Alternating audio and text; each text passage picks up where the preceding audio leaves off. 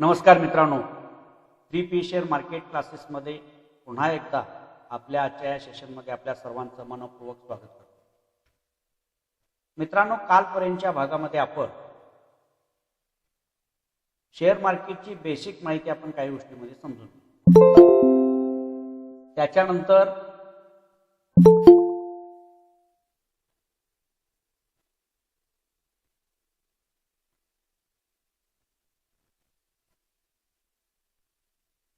जे basic concept काय आहे शेअर मार्केटची हे आपण त्या ठिकाणी थोडं समजून घेतलं.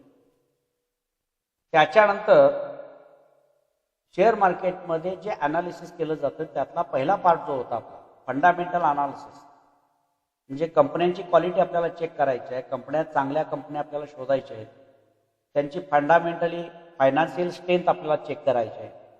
तर ती कशा पद्धतीनं करता येईल आणि हे फंडामेंटल ॲनालिसिस कोणत्या गोष्टींच्या आधारावरती केलं जातं त्याचं सखोल आपण चर्चा केलेली आहे. आणि कमीत कमी वेळामध्ये चांगले स्टॉक आपण कसे फाइंड आउट करायचे याबाबत सुद्धा आपल्याला 2-3 ॲप्स दिलेले, साईट दिले, त्याच्यावरती आपण ते स्टॉक पुन्हा प्रॅक्टिस त्या स्टॉकवरती आपण त्या ठिकाणी करायचे आहे. आणि चांगल्या पद्धतीचे स्टॉक तुम्ही निवडा. त्या स्क्रीनरचा वापर करून निवडलेले तुमचे स्टॉक ज्या पद्धतीने सांगितले त्याप्रमाणे जर तुम्ही निवडला तर निश्चितपणे चांगले स्टॉक तुम्हाला त्या ठिकाणी फाइंड आउट करता येतात. डोकं आपल्याला जास्त म्हणजे ताणायची गरज नाही. त्या ठिकाणी शॉर्टमध्ये आपल्याला कमीत कमी वेळेमध्ये स्टॉक त्या ठिकाणी फाइंड आउट करता येतात. हा पार्ट झाला. आता इथपर्यंतचा भाग म्हणजे शेअर मार्केटचा पूर्वार्ध झाला आणि गुंतवणुकीदारांच्या दृष्टिकोनातून आपण कालपर्यंतचा सगळा पूर्ण प्रवास हा त्याच्यावरती गुंतवणूकदार किंवा इन्व्हेस्टर म्हणून फोकस करून त्या दृष्टिकोनातून त्या समजून घेण्याचा प्रयत्न. आजपासून आपण जो सेकंड पार्टला सुरुवात करतो तो म्हणजे टेक्निकल अनालिसिसचा पार्ट. या टेक्निकल अनालिसिस पार्टमध्ये विशेष करून जे ट्रेडर आहेत, व्यापार करून किंवा शेअर मार्केटमध्ये व्यवसाय करून व्यापारी नफा मिळवण्याच्या उद्देशाने शेअर मार्केटमध्ये काम करणाऱ्या लोकांच्यासाठी हे टेक्निकल अनालिसिस खूप महत्त्वाचं. एक वेळ आपल्याला फंडामेंटल अनालिसिस हे तितकंसं शार्पपणे किंवा बारकाईने नाही समजलं तर हरकत नाही. कधी ज्या वेळेला आपण ट्रेडर म्हणून काम करणार आहोत त्यावेळेला, आणि ट्रेडर म्हणून काम करत असताना आपल्याला प्रामुख्याने आपला फोकस हा टेक्निकल अनालिसिसवरती राहतो. आणि मी तुम्हाला सांगितलं की टेक्निकल अनालिसिस या गोष्टी शेअर मार्केटमध्ये आपल्याला समजून घेण्यासाठी खूप सोप्या वाटतात. वरवर पाहता त्या सगळ्या गोष्टी आपल्याला समजलेल्या आहेत असं वाटायला लागतं, असा भास निर्माण होतो. आणि प्रत्येक वेळेला जितका वेळ तुम्ही त्या टेक्निकल अनालिसिसवरती खर्ची घाला तसं तुम्हाला त्यातले बारकावे हे समजायला, ते निरीक्षण आहे. त्या सगळ्या निरीक्षणाच्या जागा तुम्हाला चांगल्या पद्धतीने दाखवून दिल्या जातात टेक्निकल अनालिसिसमध्ये. हे जे की पॉइंट आहेत त्या की पॉइंटच्या लेवलला, म्हणजे इतर काही गोष्टी तुम्हाला सहज सोप्या वाटत असतात, पण ते जे की पॉइंट आहेत ज्या ठिकाणी आपल्याला फोकस करायचे असते त्याही गोष्टी आपल्याला माहिती असतात, पण फोकस त्या ठिकाणी आपला नसतो. त्यामुळं बऱ्याच वेळेला आपल्याला अनसक्सेस मिळत असतो. तर या टेक्निकल अनालिसिसच्या माध्यमातून आपण त्या सगळ्या गोष्टी समजून घेणार. आता मुळात मित्रांनो, हे टेक्निकल अनालिसिस म्हणजे काय ही कन्सेप्ट आपण समजून घेतली पाहिजे शेअर मार्केटमध्ये.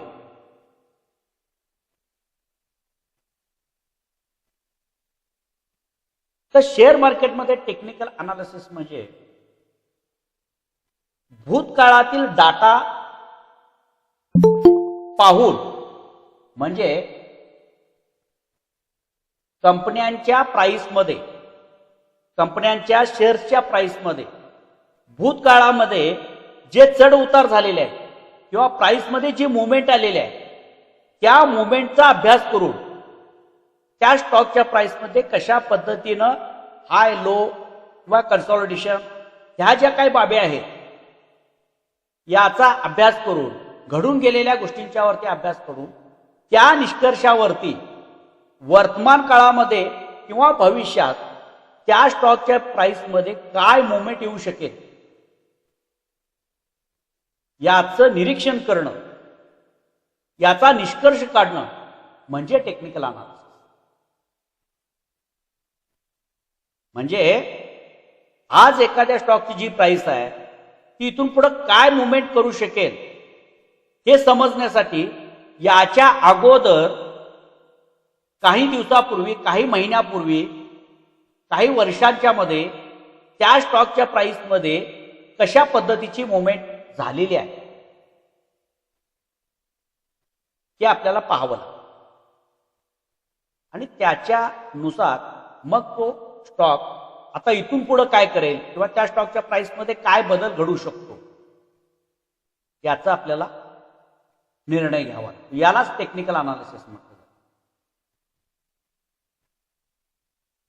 आता शेअर मार्केटमध्ये हे टेक्निकल अनालिसिस कशाच्या आधारावरती केलं जातं, कोणत्या गोष्टी विचारात घेऊन हे टेक्निकल अनालिसिस केलं जातं. तर मित्रांनो, कारण शेअर मार्केटमध्ये प्रत्यक्षदर्शी व्यवहार करणारे तुमच्या समोर नसतात, तुमच्या समोर व्यवहार घडत नाही. मग हा जो सगळा शेअर मार्केटच्या खरेदी विक्रीचा जो व्यवहार आहे तिथं जे चालणाऱ्या मुवमेंट आहेत त्या मुवमेंटचा अंदाज आपण कसा लावायचा, तर त्याच्यासाठी शेअर मार्केटमध्ये आपल्याला चार्ट रीडिंगच्या माध्यमातून या शेअर मार्केटमध्ये होणाऱ्या खरेदी विक्रीचा अंदाज घ्या. हे जे समजून घेतो ते आपण चार्टकडे बघून सिंबॉलिक पद्धतीने समजून घेतो आणि हे चार्ट रीडिंग हे शेअर मार्केटमध्ये आपल्याला चांगल्या पद्धतीने आलं. काय करतो आपण? चार्ट रीडिंग म्हणतो त्याला. चार्टच्या सहाय्याने प्राइस मधला होणारा बदल, किमतीमध्ये, शेअरच्या किमतीमध्ये होणारा बदल आपण समजतो, समजून घेतो. आता या ठिकाणी हे जे चार्ट रीडिंग आहे हे अतिशय अचूक पद्धतीने आणि चांगल्या पद्धतीने आपल्याला करता आलं. आता या चार्ट रीडिंग साठी आपल्याला प्रत्येक ब्रोकरच्या प्लॅटफॉर्मवरती जे ऍप दिलं जातं त्याच्यासाठी वेगवेगळ्या प्रकारचे चार्ट आपल्याला अवेलेबल आहे त्या प्लॅटफॉर्मवरती. आता हे चार्ट रीडिंग कशा प्रकारचं? लाईन चार्ट मध्ये आहे. त्याच्यामध्ये लाईन चार्ट, त्याच्यानंतर बार चार्ट, त्याच्यानंतर सिंपल कॅन्डलस्टिक चार्ट,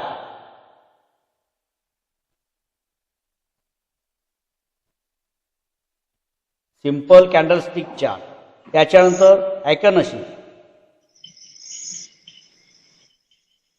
अशा वेगवेगळ्या प्रकारच्या चार्टचे. सर, हा बोला. स्क्रीन दिसत नाही सर, स्क्रीन दिसत नाही आहे. सॉरी. ओके, झाली का? ओके, दिसते ना? हा. तर थोडंसं पाठीमागे जाऊ आपण. हे जे वेगवेगळ्या म्हणजे टेक्निकल अनालिसिसचा जो महत्वाचा पार्ट म्हणजे चार्ट रीडिंग आपल्याला करायचा आहे.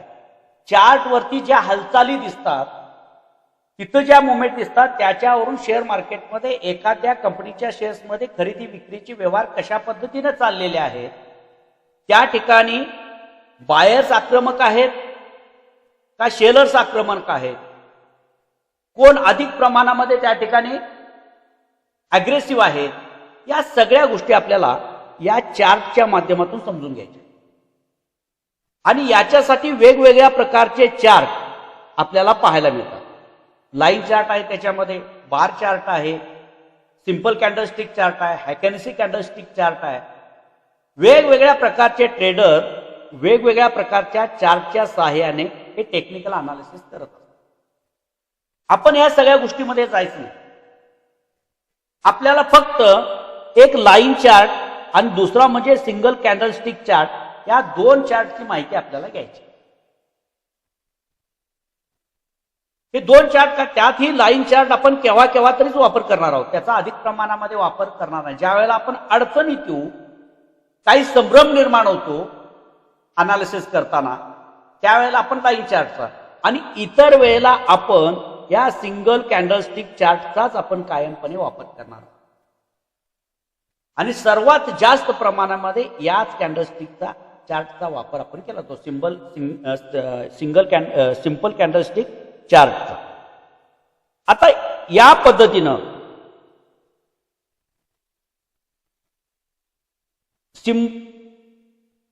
चार्ट, या चार्टच्या माध्यमातून प्राइस मधली मुवमेंट समजून घेत असताना दुसरी गोष्ट आपल्याला लक्षात घेतली पाहिजे, यातला प्रमुख पार्ट जो आहे तो म्हणजे कॅन्डल. या संपूर्ण टेक्निकल अनालिसिस मध्ये आपण काय काय बघणार आहोत, तर सगळ्यात मेन बेस काय सांगितला, ज्याच्या साहाय्याने आपण टेक्निकल अनालिसिस करणार आहोत त्याचा प्रमुख पार्ट म्हणजे चार्ट. ते चार्टचं रीडिंग कसं केलं जातं किंवा कसं करायचं आहे, त्याच्यामध्ये कोणकोणत्या गोष्टींचा वापर करायचा आहे, त्यालाच आपण टेक्निकल इन्स्ट्रुमेंट म्हणणार आहोत. हेच टेक्निकल इन्स्ट्रुमेंट आपण सांभाळणार. आता त्याच्यामध्ये एक पहिला महत्वाचा भाग म्हणजे कॅन्डल असणार.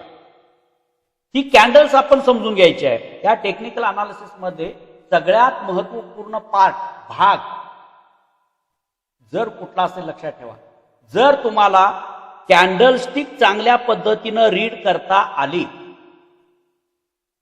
तर जवळपास तुमचं 50% काम किंवा अनालिसिस या ठिकाणी कंप्लीट झालेलं असतं. चांगल्या पद्धतीचं रीडिंग आपल्याला करता आलं, कॅन्डल समजून घेता आली पाहिजे. आता त्याच्यानंतर मग ही कॅन्डल जी आहे, ही कॅन्डल चार्टवरती तयार कशी होते ते आपण पाहणार आहोत. त्याच्यानंतर कॅन्डलस्टिकचे प्रकार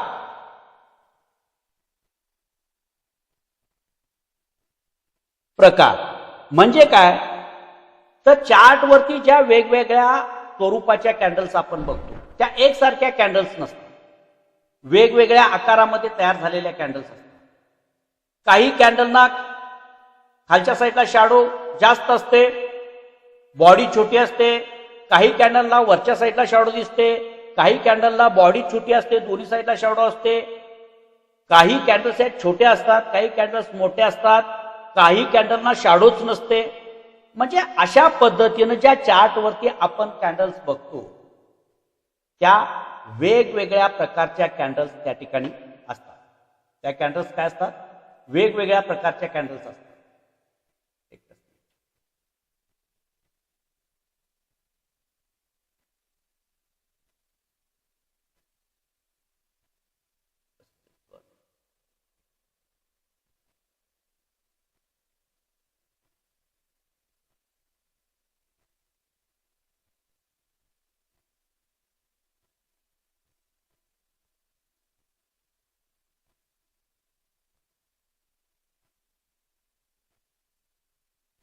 ओके, आता हे जे वेगवेगळ्या प्रकारचे कॅन्डल्सचे प्रकार किंवा आकारामध्ये ज्या कॅन्डल्स तयार होतात त्या आकारानुसार प्रत्येक कॅन्डल काही ना काही आपल्याला सांगत असते.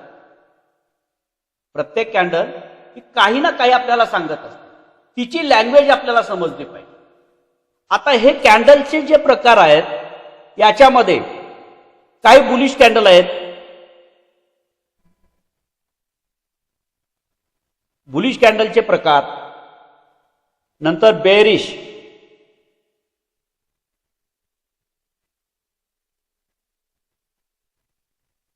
आता बेरिश कॅन्डल कशा पद्धतीचे आहेत, आता चार्ट वरती दिसणाऱ्या प्रमुख दोन कलर मधल्या कॅन्डल्स आपण बघतो. एक असते ग्रीन असते आणि एक असते रेड, किंवा एक व्हाईट आणि एक ब्लॅक असा कलरही ठेवला जातो. पण बऱ्याच प्रमाणामध्ये जे चार्ट वरती वापरले जातात ग्रीन आणि साधारणपणे रेड.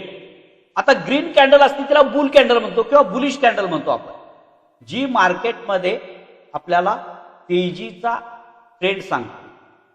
आणि जी कॅन्डल रेड कलरची तयार होते ती आपल्याला बेरिश म्हणजे प्राइस मधली घसरण दाखवणारी कॅन्डल म्हणजे लाल कॅन्डल. या प्रमुख दोन कलर नुसार आपण विभागणी केली. जी कॅन्डल ग्रीन असेल ती बुलिश कॅन्डल आणि जी कॅन्डल रेड असेल ती बेरिश कॅन्डल. हा सर्वसाधारण फरक. नंतर याच्या डीप मध्ये आपण जाणार आहोत की बुलिश कॅन्डलचे जे ग्रीन कॅन्डलचे आहेत त्याचे सुद्धा वेगवेगळे प्रकार आहेत आणि रेड कॅन्डलचे सुद्धा आकारानुसार वेगवेगळे प्रकार आपल्याला पाहायला. आता हे त्याच्यानंतर काही कॅन्डल चार्टवरती अशा असतात की ती कॅन्डल बघितल्यानंतर आपण डायरेक्ट ऍक्शन घ्यायची. काय करायचं असतं? ऍक्शन. यांना ऍक्शन कॅन्डल म्हणतो. म्हणजे बाय किंवा सेल कुठला तरी निर्णय आपल्याला त्या ठिकाणी घ्यायचा आहे, त्याला ऍक्शन कॅन्डल म्हणतो आपण. त्या पद्धतीची कॅन्डल तयार झाली की हे ऍक्शन कॅन्डल कुठल्या कुठल्या प्रकारचे आहेत हे आपण त्या ठिकाणी बघणार आहोत. त्याच्यानंतर दुसरी एक कॅन्डल असते ती म्हणजे अटेन्शन कॅन्डल.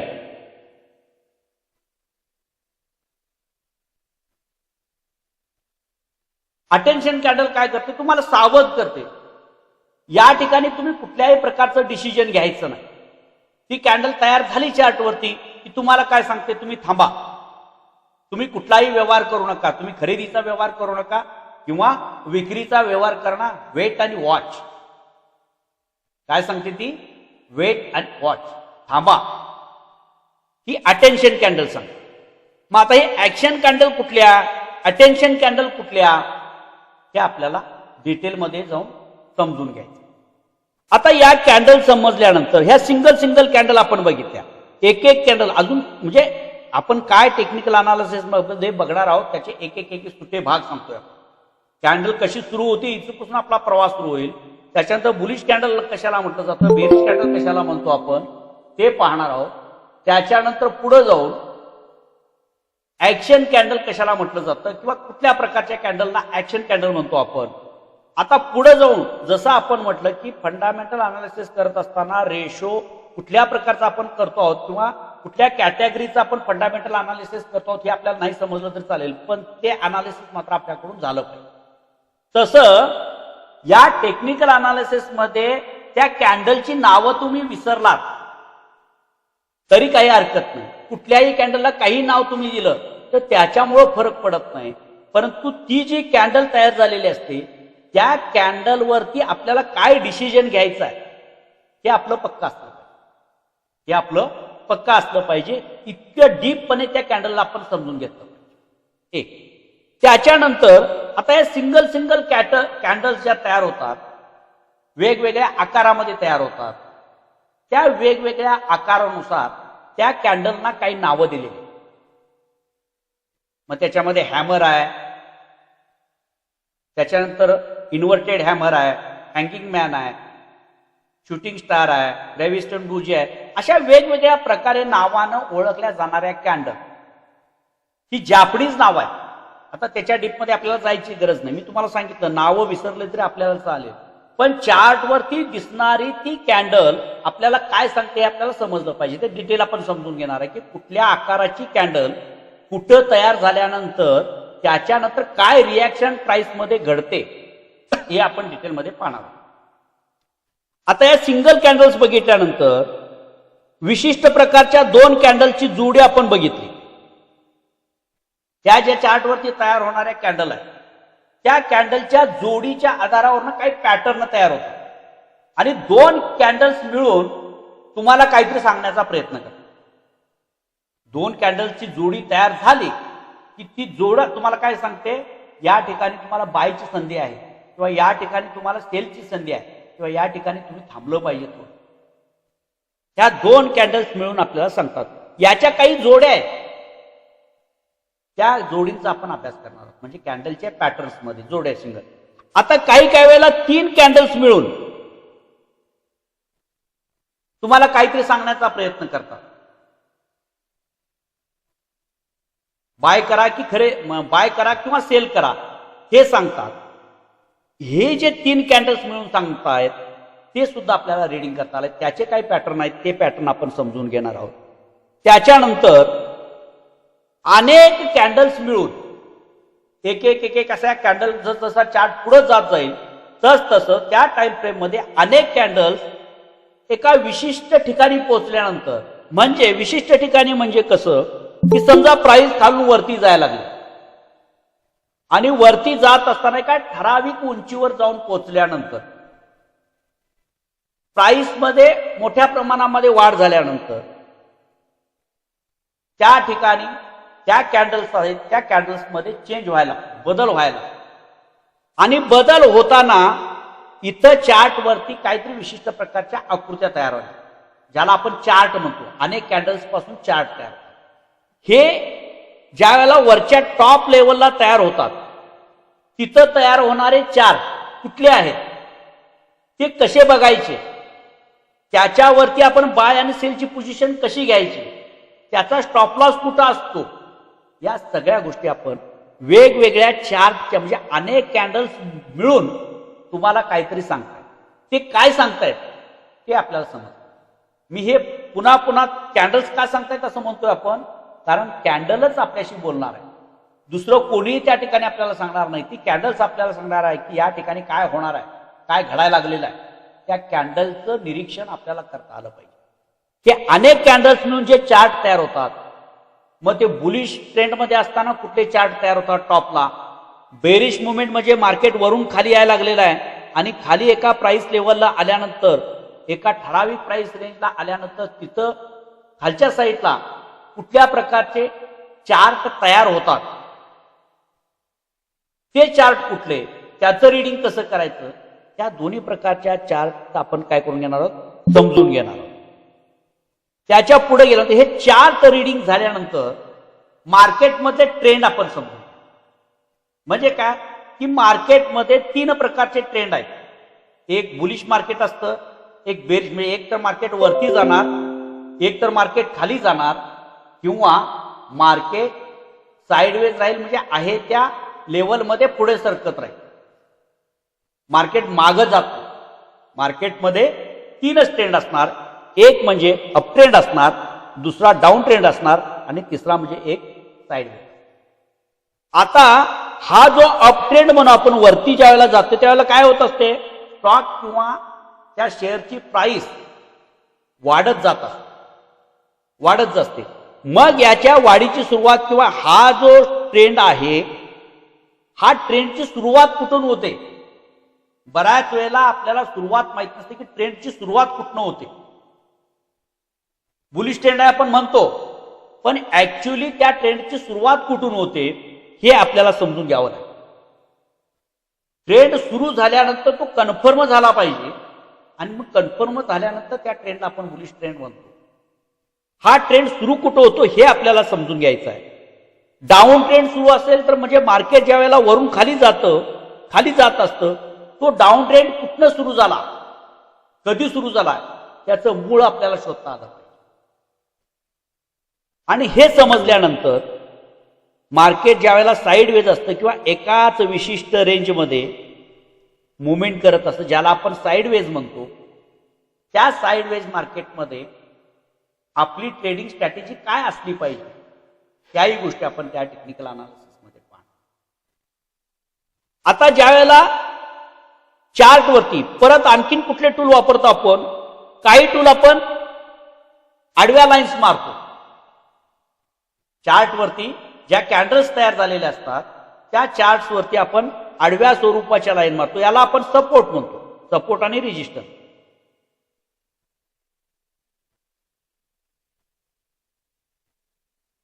हे कसं अचूक, आता सपोर्ट आणि रेजिस्टन्स तुम्हाला माहिती आहेत, बऱ्यापैकी लोकांना माहिती आहे, काय याच्यामध्ये नवीन आहे, परंतु हे योग्य ठिकाणी आपण मार्क करतो का, हे सगळ्यात महत्वाची बाब. हे सपोर्ट आणि रेजिस्टन्स कसे फाइंड आउट करायचे, कसे शोधायचे आणि योग्य ठिकाणी तिची जागा कशी ओळखायची, हे आपल्याला पुढे समजून घ्यायचं आहे. या साध्या साध्या वाटणाऱ्या ज्या गोष्टी आहेत याच्यावरतीच तुमचं ट्रेडिंग सुधारणार, एवढं लक्षात. सपोर्ट तुम्हाला योग्य ठिकाणी फाइंड आउट करता आले, सपोर्ट तुम्हाला योग्य ठिकाणी फाइंड आउट करता आले किंवा रेजिस्टन्स तुम्हाला योग्य ठिकाणी शोधता आले, परफेक्ट ठिकाणी, तर तुमचं 50% पेक्षा काम चांगलं झालं. मगाशी सांगितले त्याप्रमाणे फक्त कॅन्डल अधिक हे सपोर्ट आणि रेजिस्टन्स एवढे तुम्हाला फाइंड आउट करता आलं की इतर कुठल्याही प्रकारच्या इंडिकेटरची सुद्धा तुम्हाला गरज लागत नाही. लक्षात तुम्हाला एक तर कॅन्डल चांगल्या पद्धतीने समजल्या पाहिजेत आणि दुसरी गोष्ट म्हणजे हे सपोर्ट आणि रेजिस्टन्स हे चांगल्या प्रकारे तुम्हाला मार्क करता आले की तुमचं अर्ध अधिक काम या ठिकाणी होऊन जातं. अर्ध अधिक आणि ते ऍक्युरेट, त्याची ऍक्युरेसी अधिक प्रमाणामध्ये असते. लक्षात ठेवा, हे चांगले करेक्ट तुम्हाला मार्क करता आले सपोर्ट आणि रेजिस्टन्स आणि कॅन्डल्सचं रीडिंग तुम्हाला चांगल्या पद्धतीने आलं की अर्ध अधिक चांगलं काम तुमचं जातं. त्यामुळे याच्यावरती फोकस, साध्या वाटणाऱ्या गोष्टीवरती अधिक फोकस आपल्याला द्यायचा आहे. आणि मग इतर जे आपण इन्स्ट्रुमेंट वापरणार हे कधी वापरायचे असते, ज्या वेळेला तुम्हाला कॅन्डल चांगल्या पद्धतीची रीडिंग करता येत नाही, तुम्हाला सपोर्ट आणि रेजिस्टन्स फाइंड आउट चांगल्या पद्धतीनं करता येत नाही, त्यावेळेला मग तुम्हाला इंडिकेटरचा आधार घ्यावा लागतो.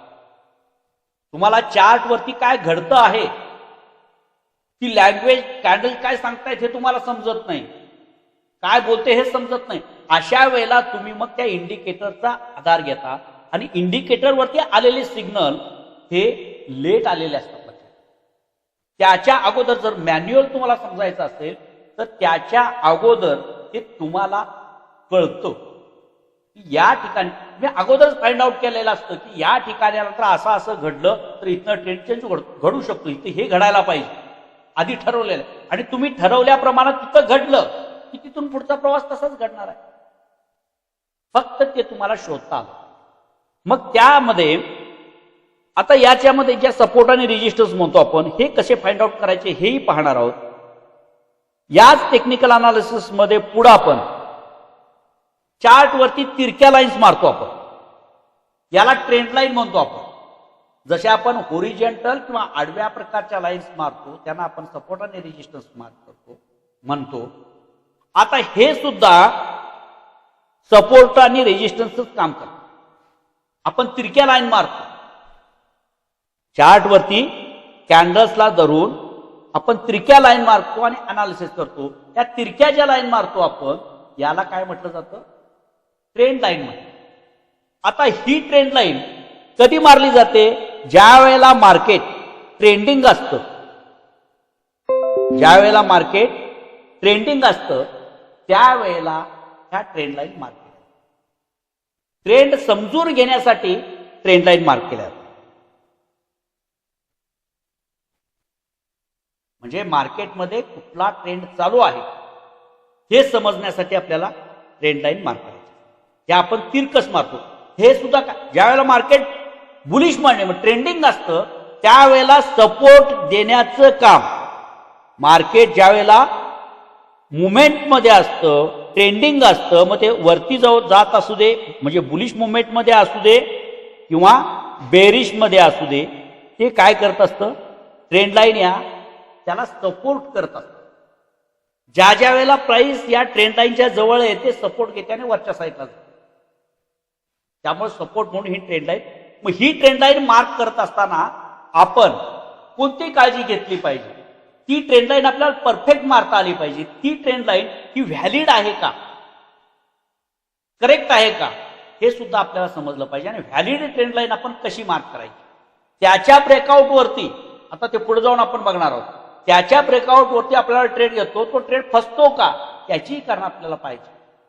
तर या पद्धतीने आपल्याला हे ट्रेंड लाईन आपल्याला मार्क करता आली पाहिजे. ही ट्रेंड लाईन कशी मार्क करायची हे समजून घेणार आहोत.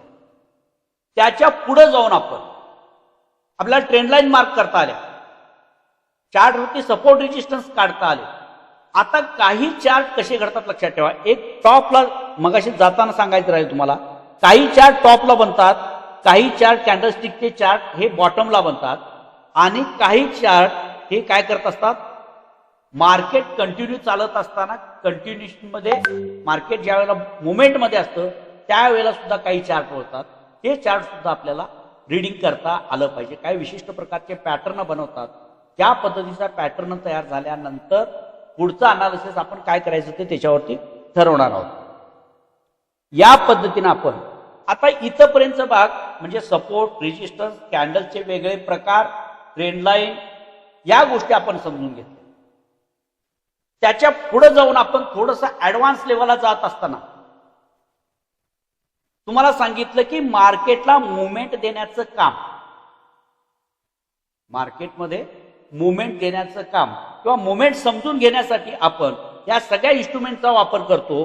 त्याचबरोबर त्याच्यामध्ये आपण ज्यावेळेला आपण इथं काही अडचणी येतात, मॅन्युअली आपल्याला काय समजायला अडचण येतात, अशा वेळेला आपण काही इंडिकेटरचा वापर करणार आहोत.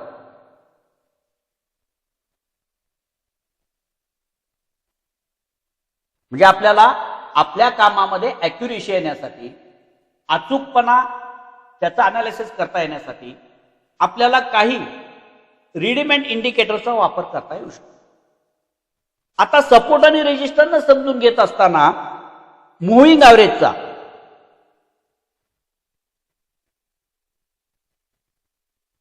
आपण काही मुव्हिंग ॲव्हरेज समजून घेणार आहोत. बऱ्याच वेळेला बरेच लोक वेगवेगळ्या प्रकारच्या मुव्हिंग ॲव्हरेज वापरतात, त्याच्यावरती स्ट्रॅटेजीज ऐकून आपण बिल्ड करतात आणि काम करतात. पण त्या मुव्हिंग ॲव्हरेजचं नेमकं काम काय आहे ते मात्र आपल्याला माहिती नाही.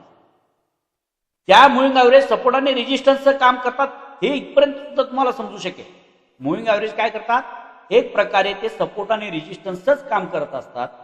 परंतु या ज्या वेगवेगळ्या प्रकारच्या मुव्हिंग ॲव्हरेज आहेत त्यांचं काम हे वेगवेगळ्या टाइम फ्रेमसाठी वेगळं असतं, वेगळ्या पद्धतीनं त्याच्याकडे पाहायला लागतं. त्यामुळे त्या टाइम फ्रेमनुसार कोणती मुव्हिंग ॲव्हरेज, कुठल्या टाइम फ्रेमची मुव्हिंग ॲव्हरेज कधी वापरायची हे सुद्धा आपल्याला समजायचं आहे. त्याच्यासाठी वेगवेगळ्या प्रकारच्या ज्या मुव्हिंग ॲव्हरेज आहेत, कुठली मुव्हिंग ॲव्हरेज आपण कधी वापरायची त्याचा निष्कर्ष आपल्याला, ती मुव्हिंग ॲव्हरेज आपल्याला काय सांगते आणि तिचा योग्य पद्धतीने वापर आपण कसा करायचा ते आपण काही इंडिकेटर्सच्या माध्यमातून मुव्हिंग ॲव्हरेज समजून घेणार आहोत. मुव्हिंग ॲव्हरेज समजून घेतल्यानंतर या सपोर्ट आणि रेजिस्टन्स अनेक प्रकार, दुसरा एक प्रकार आहे. एक तर आपल्याला सपोर्ट आणि रेजिस्टन्स कसा काढता येतो, होरिजेंटल लाईन मार्क करून, आडव्या लाईन मार्क करून सपोर्ट आणि रेजिस्टन्स फाइंड आउट करतो, एक झालं. दुसरा, आणि सपोर्ट आणि रेजिस्टन्स कसे मिळतात, ट्रेंड लाईन आपण मार्क करतो, त्याच्यातून आपल्याला सपोर्ट आणि रेजिस्टन्स मिळतात. तिसरी गोष्ट आपण सांगितली की मुव्हिंग ॲव्हरेजच्या माध्यमातून, मुव्हिंग ॲव्हरेज आपण चार्टवरती लावले, इंडिकेटर्स लावलं की त्याच्या आधारे आपल्याला सपोर्ट आणि रेजिस्टन्स फाइंड आउट होऊन येतो किंवा समजतो. आणखीन एका पद्धतीनं म्हणजे पीसीआरच्या सहाय्याने, पीसीआरच्या सहाय्याने आपल्याला सपोर्ट आणि रेजिस्टन्स फाइंड आउट करता येईल. आता हा पीसीआर काय प्रकार आहे हा आपल्याला पुढे जाऊन पाहायचा, कारण हा पार्ट डेरिव्हेटिव्ह मार्केटचा आहे. ज्या वेळेला आपण ऑप्शन समजून घेणार आहोत त्यावेळेला पीसीआरचा आपण विचार करतो. त्यावेळेला आपल्याला याचा वापर सपोर्ट आणि रेजिस्टन्ससाठी कसा होऊ शकतो, म्हणजे ज्या वेळेला आपल्याला मॅन्युअली मार्क करता येत नाही त्यावेळेला सोप्या पद्धतीनं आपण चांगले रेजिस्टन्स आणि सपोर्ट हे फाइंड आउट करू शकतो या पीसीआरच्या माध्यमातून.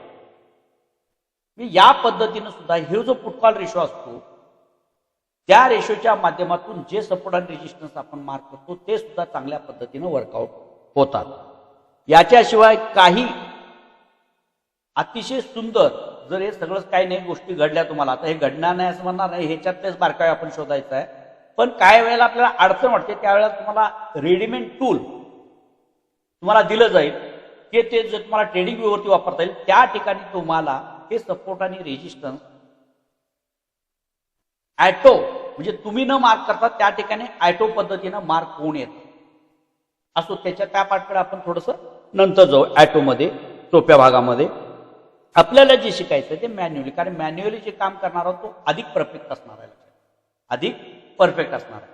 त्यामुळं हे सपोर्ट आणि रेजिस्टन्स आपण समजून घेतले. पीसीआर पर्यंतचे 3-4 प्रकारे आपण काय मुव्हिंग सपोर्ट आणि रेजिस्टन्स समजून घेतले. हे पार्ट समजल्यानंतर मार्केटचा ट्रेंड आपण ओळखायचा कसा, सुरू कुठं व्हायचा हे तर आपण पाहणार आहोत, पण मार्केटचा ट्रेंड खऱ्या अर्थानं तो कसा चालू आहे, तो कशा अर्थानं ओळखायचा, त्याला जी डाव थिअरी आहे ती डाव थिअरी आपण समजून घेणार आहोत. आणि या सगळ्या गोष्टी समजल्यानंतर पुढे जाऊन मी आपल्याला सुरुवातीला पण सांगितलं की मार्केटमध्ये मुवमेंट ही कुणामुळे येते? रिटेलर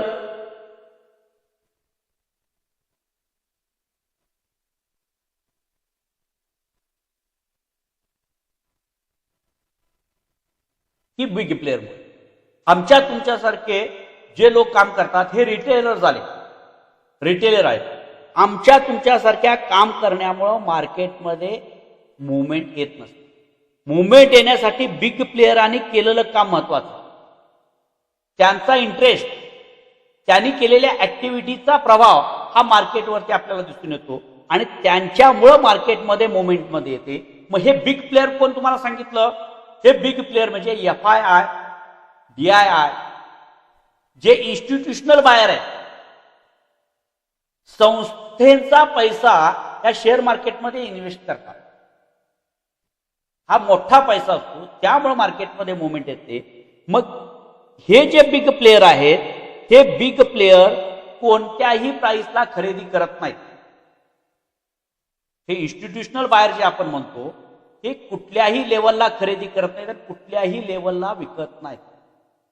त्यांची खरेदी स्वस्त प्राइसला खरेदी करणे आणि महाग प्राइसला विकणे ही त्यांची स्ट्रॅटेजी असते. त्यामुळं योग्य प्राइस आल्याखेरीज हे बिग प्लेअर काय करत नाहीत? बाईंग करत. मग आपल्याला पुढे जाऊन जे काम करायचं आहे ते आपण कुणाच्या बरोबर काम करायचं आहे? या बिग प्लेअरांच्या बरोबर काम करायचा प्रयत्न करायचा. बिग प्लेअर ज्या ठिकाणी बाय आणि सेल करतात त्यांचा अंदाज घेऊन, आता ते कुठे खरेदी करायला, काय करायला हे आपल्याला सांगून खरेदी करत नाही किंवा त्याचा डाटा आपल्याला त्याचं रेडीमेड लगेचच्या लगेच लाईव्ह मध्ये मिळत नाही. परंतु हे चार्ट रीडिंग करत असताना आपण अंदाज बांधू शकतो की या ठिकाणी बिग प्लेअर ऍक्टिव्ह झालेले. बिग प्लेअर या ठिकाणी ऍक्टिव्ह झालेले. हे इन्स्टिट्यूशनल बायर आहेत.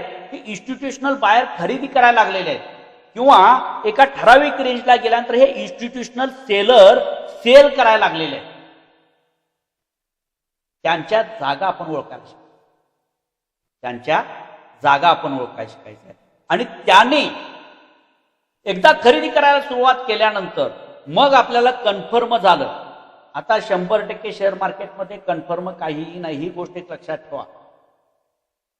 पण 80% आपण असा रिझल्ट लावतो की या ठिकाणी इन्स्टिट्यूशनल बायर खरेदी करायला लागले आणि मग त्या जवळपास आपण त्याने एकदा खरेदी करायला सुरुवात केली की त्याच्यानंतर मग आपण खरेदी करायला सुरुवात करायची. त्याच्या अगोदर गडबडी करून जाऊन आपण काय करायचं नाही? खरेदी करायची नाही. ही खरेदी किंवा ही जी त्यांची स्ट्रॅटेजी आहे त्या म्हणजे आपल्याला काय होईल, जे मोठ्या प्रमाणामध्ये बिग प्लेअर ज्या पद्धतीनं काम करतात त्यांच्या बरोबरीनं काम करायला आपल्याला आपण काम करणार आहोत. त्यामुळं आपली रिस्क कमी होते आणि ते जिथं बाहेर पडणार आहे त्याच्या अगोदर मार्केटमधून आपण बाहेर पडायचं. त्याच्या अगोदर आपण मार्केटमधून बाहेर पडायचं किंवा ते जिथं विकणार आहे तिथं जाऊन आपण बाय करायचं नाही. बऱ्याच वेळेला आपलं घडतं, लक्षात ठेवा. कारण शेअर मार्केट हा काय आहे? झिरो सम गेम आहे. झिरो सम गेम म्हणजे काय? कुणाचा तरी लॉस झाल्याशिवाय कुणाचा तरी फायदा होत नाही. मग हे जे बिग प्लेअर आहेत, हे बिग प्लेअर तुमच्याकडचा पैसा काढून घ्या. त्यांना विकणार, ते विकणार असतील तर खरेदी करणार कोणतरी पाहिजे ना. मग जसं आपली मानसिकता काय असते, जसं मार्केट वरती जातं, जिथनं सुरुवात होती तिथं आपण बघत नाही, आपण तिथं घाबरलेलो असतो आणि मार्केटमध्ये मोठ्या पद्धतीची मुवमेंट आपल्याला बघायला मिळाल्यानंतर वरच्या लेवलला जाऊन आपण खरेदी करतो आणि त्या लेवलला जवळपास म्हणजे एखादं सावज पकडण्यासाठी त्याला खायला दाणे टाकले जातात आणि त्या सापळ्यामध्ये पकडलं जातं. अगदी तशी आपली अवस्था असते आणि आपण वरती जाऊन खरेदी करतो आणि खरेदी केल्यानंतर लगेच तिथनं तो काय होतो? स्टॉक. कारण सेलर मोठ्या प्रमाणामध्ये जे बिग प्लेअर असतात त्यांनी आपला माल विकायला सुरुवात केल्यानंतर आपण ती प्राइस खाली यायला, म्हणजे खरेदी आपली कुठं होती? विक्रीच्या ठिकाणी खरेदी करते. मग आपल्याला हे जर समजलं की बायर हे बिग प्लेअर आहे ते कुठं बाय करायला लागले आणि बिग प्लेअर कुठं सेल करायला लागले किंवा त्यांची सेल करण्याची जागा कुठं आहे ही एक वेळ आपल्याला जर समजली तर आपण काय करू शकतो, त्यांनी खरेदी सुरू केल्यानंतर आपण खरेदी करायचं आणि त्यांनी विकणाऱ्यांच्या जागेला जवळपास आपण पोहोचलो की त्याच्या अगोदर आपला माल विकून आपण त्याच्यातून बाहेर मधली मोमेंट आपण कॅप्चर. हे कशा पद्धतीनं करता येईल हे थोडंसं ऍडव्हान्स लेवलला गेल्यानंतर आपल्याला या गोष्टी समजणार आहेत. ते अनालिसिस थोडंसं डीप असतं, त्या डीप अनालिसिसमध्ये अनालिसिसपर्यंत आपण जाऊन पोहोचणार आहे. या पद्धतीनं या संपूर्ण टेक्निकल अनालिसिसची इत्थंभूत माहिती आपण घेणार आहोत आणि डिटेलमध्ये जाणार आहोत. हा सगळा सार आपण सांगितलं की आपलं टेक्निकल अनालिसिस हे कशा पद्धतीनं जाईल. याच्यापेक्षा वेगळं टेक्निकल अनालिसिस काही नसतं. वेगवेगळ्या नावानं वेगवेगळ्या पद्धतीनं तुमच्या समोर ते प्रेझेंट केलं जातं, पण सगळ्यांचं अनालिसिस याच प्रकारचं. आता त्यातले फक्त बारकावे आपल्याला शोधायचे आणि ते बारकावे एकदा समजलं की मग आपण चांगल्या पद्धतीनं त्याचा वापर करू शकतो. आता सगळ्यात अगोदर जे टेक्निकल अनालिसिसचं पार्श्वभूमी तुम्हाला समजावून सांगितली. आता त्यातल्या प्रत्येक एक पार्टचा आपण काय करायचं जायचं आहे अभ्यास करायचा. आता त्यातला पहिला पार्ट, पहिली गोष्ट म्हणजे आपण काय समजून घेणार आहोत, टेक्निकल अनालिसिसचा महत्वपूर्ण भाग म्हणजेच कुठली कॅन्डल. मगाशी सांगितल्याप्रमाणे चार्टवरती जी कॅन्डल असेल ती प्रत्येक कॅन्डल ज्या काही आकारात असेल ती कॅन्डल विशिष्ट प्रकारचा संदेश वा शेअर मार्केटमध्ये झालेल्या व्यवहाराचं काय सांगत असते, ती माहिती सांगते. ती माहिती आपण समजून घ्यायची. आता प्रत्यक्ष हे बायर आणि सेलर त्यांना आपण पाहत नाही, आमच्या डोळ्याच्या अपरोक्ष हे सगळे व्यवहार चाललेले असतात. त्या व्यवहाराचं प्रतिबिंब टिक बाय टिक या कॅन्डलच्या स्वरूपानं आपल्याच्या समोर त्या चार्टवरती उमटत असतं. चार्टवरती उमटत असतं. जसजसे शेअर मार्केटमध्ये खरेदी विक्रीचे व्यवहार होत जातील तस तसं चार्टवरती ती कॅन्डल काय होत असते, चित्रित होत असते किंवा त्या कॅन्डलवरती ती दिसत असते, ती घडत असते. आणि ती टाइम फ्रेम संपल्यानंतर दुसरी कॅन्डल सुरू होते आणि त्या टाइम फ्रेमची ती कॅन्डल आहे त्या परिस्थितीमध्ये थांबते. अशी एक कॅन्डल तयार होऊन त्याचा चार्ट तो चालू आहे. आता लक्षात घ्या, ही जी कॅन्डल आहे, ही जी कॅन्डल आपण बघतो त्या कॅन्डलमध्ये OHCL हा शब्द वारंवार वापरला जातो. OHCL ही कन्सेप्ट काय आहे तर ओपन, हाय, लो आणि ओपनची OHLC लो आणि क्लोज. ओपन, हाय, लो म्हणजे एक कॅन्डल आपल्याला 4 प्राइस सांगते कुठल्याही टाइम फ्रेमची घ्याल त्याला.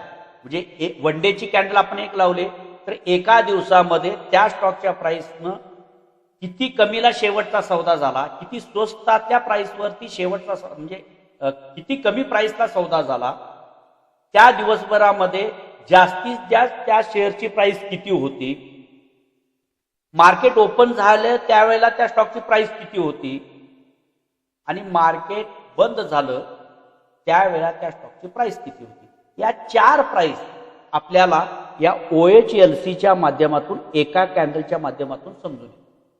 जी कुठलीही कॅन्डल एक तयार होते त्याच्यामध्ये OHLC म्हणजेच काय, ओपन, हाय, लो आणि क्लोज या 4 प्राइस आपल्याला प्रत्येक कॅन्डल सांगत असते. प्रत्येक कॅन्डल आपल्याला सांगत असते. आता यातील हाय आणि लो हा दोन्ही प्रकारच्या कॅन्डल्सना सारखेच असतात. म्हणजे कुठल्या, बेरिश आणि बुलिश यांची जागा बदलत नाही. पण ओपन आणि क्लोज हा दोन्ही काय, एक बुलिश कॅन्डलमध्ये आणि बेरिश कॅन्डलमध्ये बदल घडतो. आता एक लक्षात घ्या, ही कॅन्डल घडताना घडते कशी हे थोडंसं आपण समजून. म्हणजे पहिला अगोदर या कॅन्डलचे पार्ट समजून घ्या. या कॅन्डलचे पार्ट 3 आहेत. पार्ट किती आहेत? पार्ट आहेत 3. म्हणजे अशा पद्धतीची समजा कॅन्डल.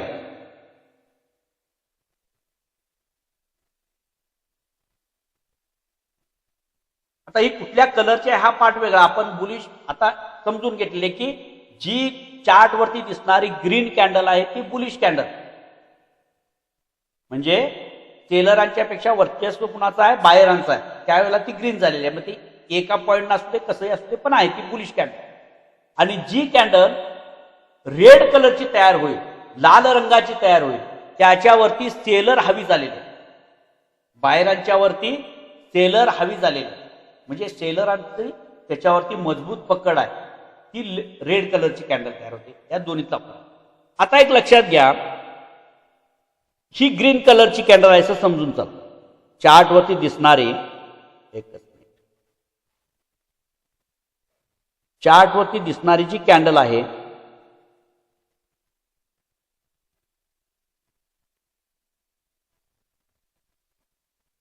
या पद्धतीची ग्रीन कॅन्डल.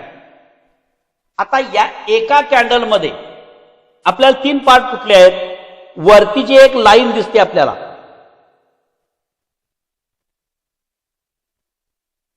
ही जी वरची लाईन आहे, हा त्या स्टॉक मध्ये जी हायेस्ट सौदा झालेला असतो, जास्त किमतीचा जो सौदा झालेला असतो सगळ्यात, ती किंमत दर्शवणार आहे. म्हणजेच काय होतं, आता ही जी वरच्या साईडला, म्हणजे सॉरी तुम्हाला हाय सांगितलं मी, हा जो वरचा भाग, आता हो हा जो मधला भरीव भाग दिसतो आपल्याला इथून इथपर्यंतचा, याला म्हटलं जातं रियल बॉडी. ही झाली रियल बॉडी. या बॉडीच्या खालती जी बारीक शॅडो आपल्याला दिसेल, ज्याला शॅडो पण म्हटलं जातं, वीक म्हटलं जातं, ही जी शॅडो किंवा वीक आहे याला म्हटलं जातं लोअर, खालच्या साईडला येते लोअर शॅडो. आणि वरच्या साईडला जी वीक दिसून येते आपल्याला त्याला म्हटलं जातं अप्पर शॅडो. एक भरीव भाग असतो आणि दोन्ही बाजूला शॅडो असतात. खालच्या शॅडोला काय म्हटलं जातं, लोअर शॅडो, आणि वरच्या शॅडोला अप्पर शॅडो म्हटलं जातं. मधल्या भाग जो आहे, भरीव भाग आहे, त्याला काय म्हणतो आपण, रियल बॉडी म्हणतो. आता संपूर्ण शेअर मार्केट मधला जो खेळ आहे तो या तीन पार्ट वरतीच घडतो. लक्षात, ज्या कॅन्डल्स आकार तयार होतात याच्यामध्ये वरच्या साईडला तरी शॅडो मोठी तयार व्हायला पाहिजे, खालच्या साईडला तरी शॅडो तयार व्हायला पाहिजे, मध्येच व्हायला पाहिजे. म्हणजे हा जो काही प्रकार आहे तो ही तिन्ही गोष्टीमध्येच घडत असतो. आता लक्षात घ्या, ही झाली या पद्धतीची कॅन्डल आपल्याला, म्हणजे तीन पार्ट आपल्याला कॅन्डलचे बघायला मिळाले. एक झालं. आता दुसरं, कॅन्डल तयार कशी होते. कॅन्डल तयार कशी होते. आता मी तुम्हाला सांगितलं की एक बुलिश कॅन्डल असते, एक बेरिश कॅन्डल असते, प्रमुख दोन. आपण प्रमुख ज्या दोन कॅन्डल बघितल्या त्याच्यामध्ये एक बुलिश कॅन्डल आणि दुसरी बेअरिश. आता बुलिश कॅन्डल जी आहे ती आपण सर्वसाधारण कुठल्या कलरची ठरवली, आपण त्यांना समजलं ग्रीन कलर. लक्षात घ्या. आणि ही रेड. हा कलर बदलता सुद्धा येतो पण स्टँडर्ड कलर म्हणून आपण गृहीत धरतो. बुलिश ग्रीन आणि बेरिश म्हणजे रेड कलरची कॅन्डल. या दोन प्रकारच्या कॅन्डल आपल्याला चार्टवरती दिसतात. एक झालं. आता ज्या वेळेला एक कॅन्डल तयार होते, समजा बुलिश कॅन्डल तयार व्हायला लागले, तर ती तयार होताना कसं होतील, मार्केट आपण एक दिवसाची कॅन्डल तयार होते असं समजू. एका दिवसाची एक कॅन्डल तयार होते, तर ही तयार होताना कसं होईल, मार्केट 9:15 ओपन झालं आणि मार्केट सुरू झालं कितीला, त्याबरोबर XYZ हा स्टॉक आपण घेतलेला आहे, त्याची प्राइस होती 100 रुपये. ओपन झाल्यावर पहिला सौदा कितीला झाला, 100 रुपयाचा झाला. खरेदी विक्रीचा जो व्यवहार झाला पहिला तो कितीला आला, 100 झाला. आणि तिथून पुढे नंतर काही वेळामध्येच काय झालं, सेलरांचं म्हणजे काय, सेलरांचं वर्चस्व वाढलं आणि बायर वीक व्हायला लागले आणि सेलरांचं दबाव वाढल्यामुळे काय होतं, प्राइस खालच्या दिशेने येते, प्राइस घसरायला. आणि ती ते 90 पर्यंत येते. आता लक्षात ठेवा, प्रत्येक स्टेजवरती वेगवेगळ्या प्रकारचे खरेदीदार आणि विक्रेते असतात. म्हणजे विशिष्ट प्राइसला प्रत्येक जण वेगवेगळ्या प्राइसवरती खरेदी करण्यासाठी आणि विक्री करण्यासाठी थांबलेले असतात. तसं या 90 म्हणजे 90 या प्राइसला त्या स्टॉकची प्राइस खाली आल्याबरोबर या ठिकाणी 90 या प्राइसला त्या स्टॉकची किंमत आली पाहिजे अशी वाट पाहत बसणारे काही बायर्स खरेदी करण्यासाठी. त्यांना असं वाटत होतं जर या स्टॉकची प्राइस 90 रुपयेपर्यंत खाली आली तर खरेदी करण्यासाठी योग्य प्राइस. आणि जशी प्राइस घसरत 90 आली तिथून काय होते, प्राइस पुन्हा बाहेर मोठ्या प्रमाणामध्ये खरेदी करायला सुरुवात करते. आणि खरेदी वाढल्यामुळं परत पुन्हा प्राइस काय करायला लागते, वरच्या दिशेनं मुवमेंट करते.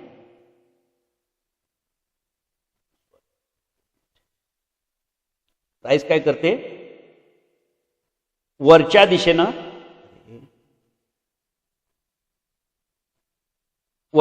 जाते. म्हणजेच काय आलं, बायरांचा जोर वाढला, खरेदीदार वाढले. प्राइस वरती का जाते, कॅन्डल वरती तयार होताना कशी होणार आहे लक्षात ठेवा.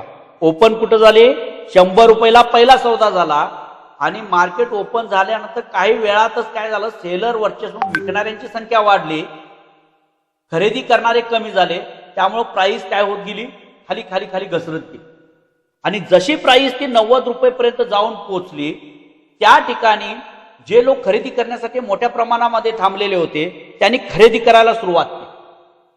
आणि जसं खरेदीचा रेटा वाढला, खरेदी करणारे लोक संख्या वाढली आणि सेलर कमी पडले, त्यामुळे प्राइस काय व्हायला लागली, सेलर आपली प्राइस वरच्या लेवलला शिफ्ट करत जायला. जसजसे खरेदी करणारे यायला लागले तस तसं सेलर काय व्हायला लागले, मागं सरकायला लागले किंवा आपली प्राइस वरच्या स्टेपला नेऊन ठेवायला. आणि बायर खरेदी करतो. हे मोठ्या प्रमाणामध्ये खरेदी वाढल्यामुळं मध्यंतरीच्या कालावधीमध्ये 130 पर्यंत प्राइस जाऊन पोहोचली. 130 पर्यंत प्राइस जाऊन पोहोचली. आणि इथं प्राइस पोहोचल्यानंतर ज्या लोकांनी अगोदर खरेदी केलेली होती त्यांना असं वाटतं की आता 130 म्हणजे समजा ज्यांनी 100 रुपये किलोला खरेदी केलेली आहे आणि स्टॉक 130 प्राइस पर्यंत पोहोचलेला आहे, मग आपल्याला या ठिकाणी एवढी प्राइस आली तर आपल्याला याच्यापेक्षा वाढणार नाही असं समजून काय विकणारे जे लोक असतील ते विकायला सुरुवात करतात किंवा प्रॉफिट बुकिंग करायला लागतं. आणि प्रॉफिट बुकिंग करायला लागल्यामुळे प्राइस पुन्हा होते काय, खाली आहे. प्राइस परत खाली, म्हणजे जास्तीचा सौदा मधल्या काळामध्ये किती झाला, सगळ्यात जास्त किमतीला त्या दिवसामध्ये 130 रुपयाला विक्री झाली, सौदा झाला. खरेदी आणि विक्रीचा सौदा हायेस्ट किमतीचा किती झाला, 130 रुपये. तिथून प्रॉफिट बुकिंग करायला लागल्यानंतर प्राइस पुन्हा खाली येते आणि तोपर्यंत मार्केटची टायमिंग संपते आणि मार्केट क्लोज होते. त्यावेळेला प्राइस होती इथं 120 रुपये. 120 रुपये. आता जो बंद झालेला सौदा आहे, जे बंद मार्केट बंद होताना शेवटची जी विक्री झाली, खरेदी विक्री झाली, ती कितीला आली, 120 ला झाली. आणि सुरुवात कितीला झाली होती, 100 रुपयाला. ओपन झाल्यावर त्या स्टॉकची प्राइस होती 100 रुपये. म्हणजे कमीला ओपन झाला आणि क्लोज कितीला झाला, जास्त प्राइसला जाऊन क्लोज. वाढीव किमतीला जातो सौदा क्लोज झाला. म्हणजे या दिवसभरामध्ये वर्चस्व कुणाचं राहिलं, बायरांचं राहिलं. त्यावेळेला जी तयार होणारी कॅन्डल असते, त्यावेळेला तयार होणारी कॅन्डल ही कशी तयार होणार, ग्रीन स्वरूपाची कॅन्डल आपल्याला पाहायला मिळते. इथं ओपन झाली आणि कॅन्डल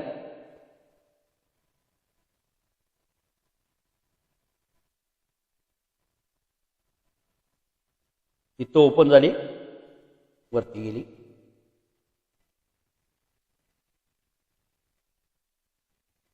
अशा पद्धतीची कॅन्डल आपल्याला पाहायला मिळते. म्हणजे त्या एका दिवसाच्या संपूर्ण व्यवहारामध्ये कमीत कमी किमतीचा सौदा किती झाला जास्तीत जास्त किमतीचा सौदा किती झाला, ओपन कुठं झाली होती, कुठल्या प्राइसला, आणि मार्केट बंद झालं त्यावेळेला शेवटचा सौदा, लास्टचा सौदा कितीचा झाला, ह्या 4 प्राइस आपल्याला एका कॅन्डल्स मधून मिळतात. आणि ज्या वेळेला ही कॅन्डल तयार होत असताना खाली ओपन झाली आणि वरती म्हणजे ओपन झालेल्या प्राइस पेक्षा जास्त प्राइसला जाऊन जर क्लोज झाली तर ती कॅन्डल कसली तयार होते, ग्रीन स्वरूपाची कॅन्डल तयार होते. म्हणजेच ती कॅन्डल कशी तयार होते, बायरांची बुलिश कॅन्डल तयार होते. ही कॅन्डल आपल्याला काय सांगते की मार्केटमध्ये बायर मोठ्या प्रमाणामध्ये ऍक्टिव्ह आहे. कधीच्या, या 1 दिवसाच्या कॅन्डलनं आपल्याला सांगितलं. 1 दिवसाची एक कॅन्डल आपण बघायला लागलो, एका दिवसाची.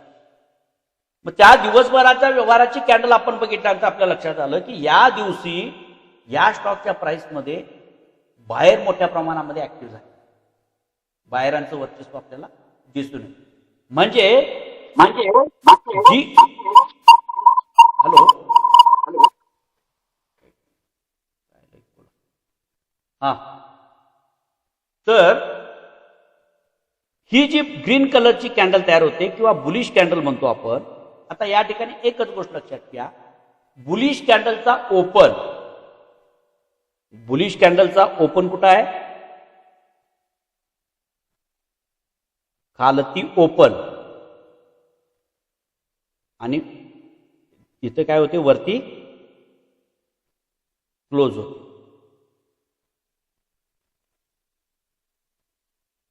आणि शेवट, वीकचा जो शेवट असतो तो काय असतो, लो असतो. आणि या वीकचं शेवटचं जे टोक असतं तो असतो हाय. या पद्धतीनं आपल्याला कॅन्डल्स कुठं बघायला मिळते, चार्टवरती बघायला. ही एक प्रकारची, आता ग्रीन कलरची कॅन्डल आपण बघायला लागलो. ग्रीन कलरची कॅन्डल कशी तयार होते, ती ओपन कमी प्राइसला होणार आणि क्लोज होते त्यावेळेला त्या स्टॉकची प्राइस हाय झालेली असणार, त्यावेळेला ती ग्रीन कॅन्डल तयार होणार. आता दुसरी जी कॅन्डल आपण म्हणतो, दुसरी कॅन्डल तयार होती ती कशी होईल, मार्केट ओपन झालं, प्राइस तीच धरू आपण, बेरिश कॅन्डल जी रेड कॅन्डल तयार होते ती तयार होताना कशी होणार, 120 दिसायला आवडते का जरा कलर,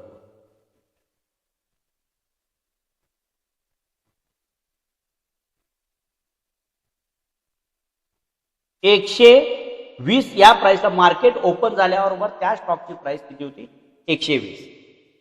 इथं ओपन झालं. त्याच्यानंतर लगेच मार्केटमध्ये थोड्या वेळानं बायर काय ऍक्टिव्ह झाले, खरेदीचं प्रमाण वाढलं, लोक खरेदी करायला लागले आणि खरेदी करायला लागल्यामुळं पुन्हा काय व्हायला लागली, प्राइस वाढत परत किती गेली, 130. 130 ला गेल्यानंतर सेलर ऍक्टिव्ह झाले आणि सेलरांनी आपला माल विकायला सुरू केला, प्राइस घसरायला, खालती घसरायला आणि खाली गेल्यानंतर 90 पर्यंत आले. 90 पर्यंत आल्यानंतर पुन्हा या ठिकाणी बायर काय आले, अग्रेसिव्ह झाले, त्यांनी खरेदी करायला सुरुवात केली, प्राइस वरच्या दिशेनं मुवमेंट करायला लागली, तोपर्यंत मार्केट क्लोज. मार्केटची वेळ संपली, मार्केट बंद झालं. बंद झालं त्यावेळेला प्राइस किती होती, 100.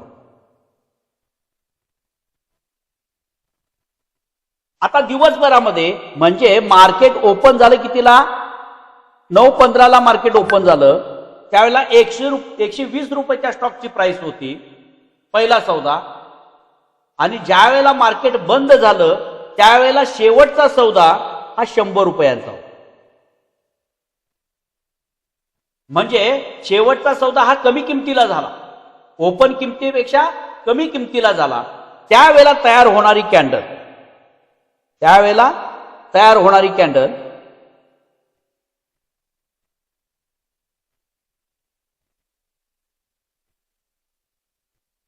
कशी तयार होणार, रेड कलरची कॅन्डल तयार होणार. लाल कलरची जी कॅन्डल तयार होते आपल्याला ती या पद्धती. याच्यामध्ये ज्या कॅन्डल आपण बेरिश म्हणतो ही बेरिश कॅन्डल आपल्याला काय सांगते की मार्केटमध्ये सेलर मोठ्या प्रमाणामध्ये आहे, विक्रीचा मारा जास्त आहे आणि बायर वीक आहे, त्यामुळे स्टॉकच्या प्राइस मध्ये काय व्हायला लागलेलं आहे, घसरण व्हायला लागली. प्राइस घसरते हे कोण दाखवतं, ही लाल कलरची कॅन्डल जी तयार होते ती आपल्याला सांगते की प्राइस मध्ये घसरण सुरू झालेली आहे, म्हणजे बेरिश. या कॅन्डलचा ओपन म्हणजे बेरिश कॅन्डल हाय प्राइसला ओपन होते आणि लो प्राइसला क्लोज होते. म्हणजे ओपन कुठं असतो, ओपन आणि हा क्लोज. क्लोज कुठं आहे, खाली आहे. आता दोन्हीतला फरक, बुलिश कॅन्डल खाली ओपन होते वरती क्लोज होते आणि बेरिश कॅन्डल वरती ओपन होते खालती क्लोज होते. ही कॅन्डल तयार होत असताना हा दोन्हीतला फरक. ज्यावेळेला रेड कॅन्डल तयार होते त्यावेळेला ओपन प्राइस पासून खाली जायला लागली की काय तयार होणार, रेड कलरची कॅन्डल तयार होईल आणि ओपन जिथं झाले त्याच्या परत वरती जायला लागली, ग्रीन तयार होईल आणि क्लोज ज्या बाजूला होईल त्या पद्धतीची कॅन्डल तयार होईल. म्हणजे ओपन पेक्षा कमी किमतीला जर प्राइस क्लोज झाली तर रेड कॅन्डल तयार होणार आणि ओपन पेक्षा जास्त प्राइसला जर ती प्राइस स्टॉकची प्राइस जर क्लोज झाली तर ती बुलिश कॅन्डल तयार होते. आता ह्या दोन बुलिश आणि बेरिश कॅन्डल आपण समजून घेऊ. बेसिक या प्रमुख दोन कॅन्डल म्हणजे रेड कॅन्डल तयार होताना कशी तयार होते आणि ग्रीन कॅन्डल तयार होताना कशी होते. आता या ठिकाणी आपण फक्त काय बघितलं की केवळ कलरच्या आधारे ज्या कॅन्डल आपण बघतो, रेड आणि ग्रीन, त्याच्यावरून आपण त्यांना दोन नावं दिले, एक बुलिश कॅन्डल आणि बेरिश कॅन्डल. तर बुलिश कॅन्डल तयार होताना कशी तयार होते, तिचा ओपन कुठं असतो आणि क्लोज कुठं असतो, दोन्हींचा हाय आणि लो आहे त्या पद्धतीनेच असतो. फक्त ओपन आणि क्लोज या जागा बदलतात, ओपन आणि क्लोज या जागा बदलतात. बुलिश कॅन्डल जी असते ती खाली ओपन होते आणि वरती क्लोज होते आणि बेरिश कॅन्डल असते ती वरती ओपन होते आणि खाली येऊन क्लोज होते. या दोन्हीतला मूलभूत फरक, इथून सुरुवात आहे आपल्याला. आता मग हे जे वेगवेगळ्या प्रकारचे आकार कॅन्डलमध्ये तयार होतात त्याच्यातून आपल्याला काय समजून घ्यायचं आहे, वेगवेगळ्या आकारामध्ये हे बायर जास्त आहेत की सेलर जास्त आहेत हे त्या कॅन्डलकडे बघून आपण समजायचं. ज्या प्रकारची कॅन्डल तयार होईल त्या प्रकारावरनं त्या कॅन्डलमध्ये बायर जास्त आहेत की सेलर जास्त आहेत. आता रेड झाली की तुम्ही म्हणाल सेलर जास्त आहेत, मान्य करू शकतो. ग्रीन झाली तर बायर जास्त आहेत म्हणू शकतो. आता हे जे प्रमाण आहे, प्रेशर आहे, हे प्रेशर आपण कसं मोजणार आहोत, त्या कॅन्डलची जी बॉडी आहे त्या बॉडीच्या आकारावरून कुणाचं प्रेशर जास्त आहे. म्हणजे बॉडी मोठी असेल तर काय प्रेशर असणार आहे, बॉडी जशी छोटी असेल तर काय प्रेशर असणार आहे. बॉडी खालच्या साईडला आहे आणि वरच्या साईडला शॅडो मोठ्या प्रमाणामध्ये तयार झालेले असेल तर प्रेशर कुणाचं आहे. बॉडी छोटी आहे कॅन्डलची आणि खालच्या साईडला शॅडो तयार झालेले आहे तर त्या कॅन्डलवरती प्रेशर कुणाचं आहे. हे सगळं आपण त्या कॅन्डलकडे बघून ठरवणार. या कॅन्डल आपल्याला सांगतात, प्रत्येक गोष्टीमध्ये सांगतात, लक्षात घ्या. आता ही प्रमुख एक कॅन्डल बघितली. आता नावानिशी आपण पुढे कॅन्डल्स बघणार आहोत, लक्षात ठेवा. आता मगाशी मी तुम्हाला सांगितलं, एका गोष्टीचा उल्लेख पुन्हा एकदा मी करतो, मार्केटमध्ये सपोर्ट आणि रेजिस्टन्स हे खूप महत्वाचे आहेत. आता हे मध्येच काय घेतलं तर प्रत्येक वेळेला मी हा शब्द सांगेन की सपोर्टला या पद्धतीची कॅन्डल तयार झाली किंवा रेजिस्टन्सला या पद्धतीची कॅन्डल. मग जर सपोर्ट आणि रेजिस्टन्स तुम्हाला माहित नसतील तर अवघड. म्हणून आता फक्त या ठिकाणी एवढं समजून घ्यायचं की सपोर्ट आणि रेजिस्टन्स जे आहेत, प्राइसच्या खाली जी लाईन आपण मारतो, मार्केटमध्ये चालू असलेल्या स्टॉकच्या शेअरच्या प्राइसच्या खाली जी लाईन मार्क करतो आपण तिला सपोर्ट म्हणू आणि प्राइसच्या वरती जी लाईन हॉरिझॉन्टल लाईन आपण मार्क करतो तो असतो रेजिस्टन्स. म्हणजे समजा या ठिकाणी प्राइस आहे आणि वरती एक लाईन मार्क केली आपण, खालती एक लाईन मार्क केली.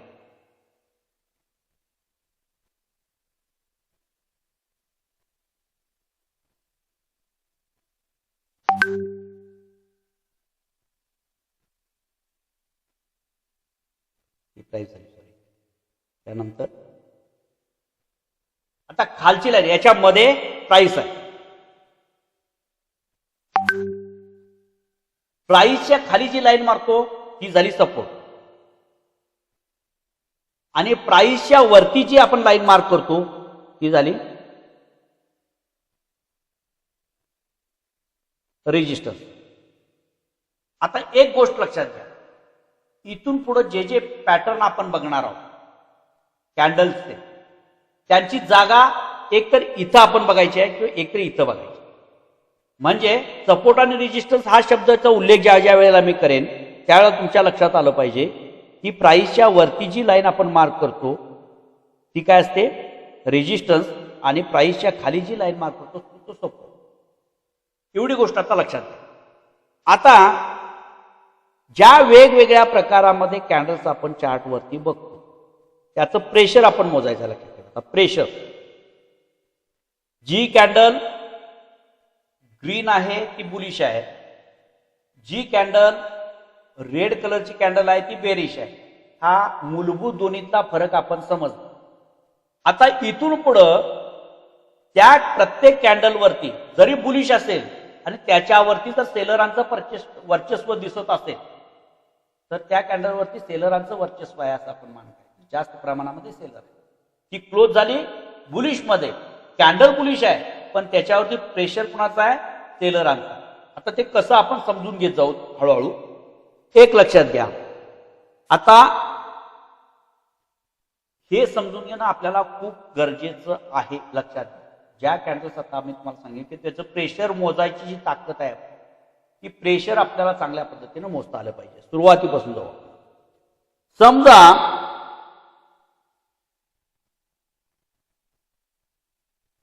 अशा प्रकारची कॅन्डल आपल्याला चार्टवरती दिसून येते.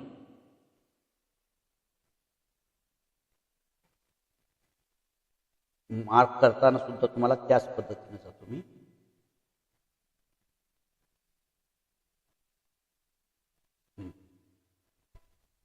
अशा पद्धतीची ग्रीन कॅन्डल आपल्याला दिसून आली. या कॅन्डलवरती वरच्या साईडला आपल्याला काही शाडो दिसत नाही, वरच्या साईडला आपल्याला शाडो दिसत नाही. खालच्या साईडला आपल्याला काही शाडो दिसते का, खालच्या साईडला सुद्धा शाडो आपल्याला दिसत नाही. अशा प्रकारची कॅन्डल चार्टवरती आपल्याला दिसते की नाही, दिसते. वारंवार दिसत नाही पण ज्या ज्या वेळेला अशा पद्धतीची कॅन्डल दिसते त्यावेळेला ती विशिष्ट प्रकारची माहिती तुम्हाला पुरवते. आता ही कॅन्डल ज्या वेळेला तयार होते अशा पद्धतीने ज्या कॅन्डलला भरीव भाग हा मोठ्या प्रमाणामध्ये आणि ती कॅन्डल इतर कॅन्डलच्या तुलनेमध्ये खूप मोठी आहे, अशी कॅन्डल ज्या वेळेला चार्टवरती आपल्याला दिसते आणि ज्या कॅन्डलचा कलर कसला आहे, ग्रीन कलरची कॅन्डल आहे. लक्षात, ही कॅन्डल कसली आहे, ग्रीन कलरची कॅन्डल. ग्रीन कलरची कॅन्डल आहे, भरीव स्वरूपाची कॅन्डल आहे. म्हणजे मार्केट ओपन झालं, प्राइस एकच घेऊ काय हरकत नाही आपल्याला, 100 रुपयाला ओपन झालं. मार्केट ओपन झाल्याबरोबर XYZ स्टॉक किंवा कुठलाही स्टॉक आपण घेऊ, ए स्टॉक आहे असं समजा. हा स्टॉक ओपन झाल्याबरोबर त्या स्टॉकची प्राइस किती होती, 100 रुपये. आणि ओपन झाल्यापासून जे बायर ऍक्टिव्ह झाले ते खरेदी करत सुटले. मार्केट क्लोज झालं कितीला, 3:30 ला मार्केट बंद झालं. त्यावेळेला शेवटची जी खरेदी झाली ती 150 रुपयांची झाली. शेवटची खरेदी किती झाली, 150 रुपये. आता मार्केट ज्या प्राइसला ओपन झालं म्हणजे 100 रुपयाला ओपन झालं, तिथनं ते खाली न जाता बायर मोठ्या प्रमाणामध्ये ऍक्टिव्ह झाल्यामुळे शेवटपर्यंत बायर त्याच्यामध्ये टिकून राहील. कुठंच सेलर त्या ठिकाणी वर्चस्व निर्माण करताना दिसले नाही. आणि मार्केट क्लोज झालं, तो शेवटचा सौदा जिथं होता तिथंच बंद झाला. म्हणजे जी हाय प्राइस होती, जो सगळ्यात जास्त प्राइसला जो शेवट सौदा झाला होता तोच शेवटचा सौदा, म्हणजे वरती जाऊन प्राइस खाली आली नाही. म्हणजे सेलर त्या ठिकाणी वीक, पूर्णपणे वर्चस्व कुणाचं आहे? बायराचं आहे. अशी समजा एक दिवसाची फुल कॅन्डल आपल्याला दिसते आणि ती कॅन्डल इतर कॅन्डलच्या तुलनेमध्ये जर चांगली मोठी कॅन्डल असेल तर या कॅन्डलला बिग बार कॅन्डल असं म्हणतात. बिग बार कॅन्डल ही स्ट्रॉंग बुलिश कॅन्डल आहे. ही किरकोळ लोकांची खरेदी नसते, लक्षात. ही मोठ्या प्लेयरची खरेदी असते. ही मोठ्या प्लेयरची खरेदी आहे. त्यामुळं इथं सेलरांना जागाच दिला नाही. सेलर मिळतील त्या प्राइसला खरेदी करण्यासाठी लोकांची तयारी होती. म्हणजे एवढे बायर मोठ्या प्रमाणामध्ये ऍक्टिव्ह होते. सेलर वरती जात होते, त्यांच्या पाठोपाठ बायर वरच्या प्राइसला सुद्धा खरेदी करायला तयार होते. म्हणजे एक वेळ सुद्धा सेलर याच्यावरती हावी झाले नाहीत, शेवटपर्यंत बायर. मग ज्या ठिकाणी बायरांचं मोठ्या प्रमाणामध्ये वर्चस्व दिसून येतं म्हणजे इथं खरेदी करण्यामध्ये मोठ्या प्रमाणामध्ये इंटरेस्ट आहे, असं ही कॅन्डल आपल्याला सांगते. ज्या वेळेला अशा पद्धतीची कॅन्डल चार्टवरती आपल्याला दिसते त्यावेळेला ती वर्चस्व, ग्रीन कलरची दिसली तर बायरांचं फुल्ल वर्चस्व आपल्याला दिसते. आता दुसरी गोष्ट एक लक्षात घ्या या ठिकाणी, जर मार्केट वरून खाली येतंय आणि खाली आल्यानंतर आपण म्हटलं की सपोर्ट लेवलला आलं. आता सपोर्ट लेवल आपण कसे मार्क करायचे पुढं, फक्त आता समजायचं की इथं सपोर्ट आहे आणि सपोर्ट वरून प्राइस काय करते, सपोर्ट घेते आणि प्राइस पुन्हा त्याच्या विरुद्ध दिशेला जाते. म्हणजे वरून प्राइस खाली यायला लागले, इथं आलं आणि इथं अशा मोठ्या स्वरूपाची जर कॅन्डल आपल्याला दिसली, सपोर्ट आणि रेजिस्टन्स खूप महत्वाचे आहेत, एक लक्षात घ्या. आधेमध्ये तयार झालेल्या कॅन्डलला इतकं महत्व नसतं, लक्षात. ती झिरो सम गेम कॅन्डल, जर ती कॅन्डल सपोर्ट लेवलला तयार झालेली असेल, म्हणजे एका दिवसाची कॅन्डल बघतोय आपण आणि डेलीच्या टाइम फ्रेम वरती आपण एक सपोर्ट आणि एक रेजिस्टन्स मार्क केलेला आहे. आधी मार्क करून ठेवलेला असतो आपण. मार्क केल्यानंतर त्या ठिकाणी प्राइस वर खाली खाली खाली आले आणि या दिवशी जे बायर ऍक्टिव्ह त्या ठिकाणी झाले ते दिवसाच्या अखेरपर्यंत त्या दिवशी फुल्ल बाईक झाली, मोठ्या प्रमाणामध्ये बाईक झाली. प्राइस ओपन झाल्यानंतर जराही खाली गेली नाही, म्हणजे ओपन हाच तिचा काय होता, लो होता. जिथं प्राइस ओपन झाली तिथूनच वर गेली, म्हणजे लो तयार केला नाही. लो हाच तिचा काय होता, ओपन हाच तिचा काय झाला, लो होता. आणि मार्केट जिथं क्लोज झालं तोच तिचा हाय होता. म्हणजे त्या प्राइस पेक्षा जी शेवटचं जे व्यवहार झाला, सौदा झाला, तो दिवसभरातला हायेस्ट प्राइसचा सौदा होता. याच्या अगोदर त्याच्यापेक्षा जास्त हायेस्ट प्राइसला सौदा झालेला नव्हता. म्हणजे शेवटचा सौदा झाला तो सुद्धा हायेस्ट प्राइसला झाला. त्यामुळं त्या कॅन्डलला वरच्या साईडला वीक दिसत, म्हणजे ओपन हाच तिचा लो होता आणि ओपन क्लोज हाच तिचा काय आला, हाय होता. या ठिकाणी ती काय झाली आहे, हा क्लोज आणि अधिक हाय एकाच ठिकाणी आणि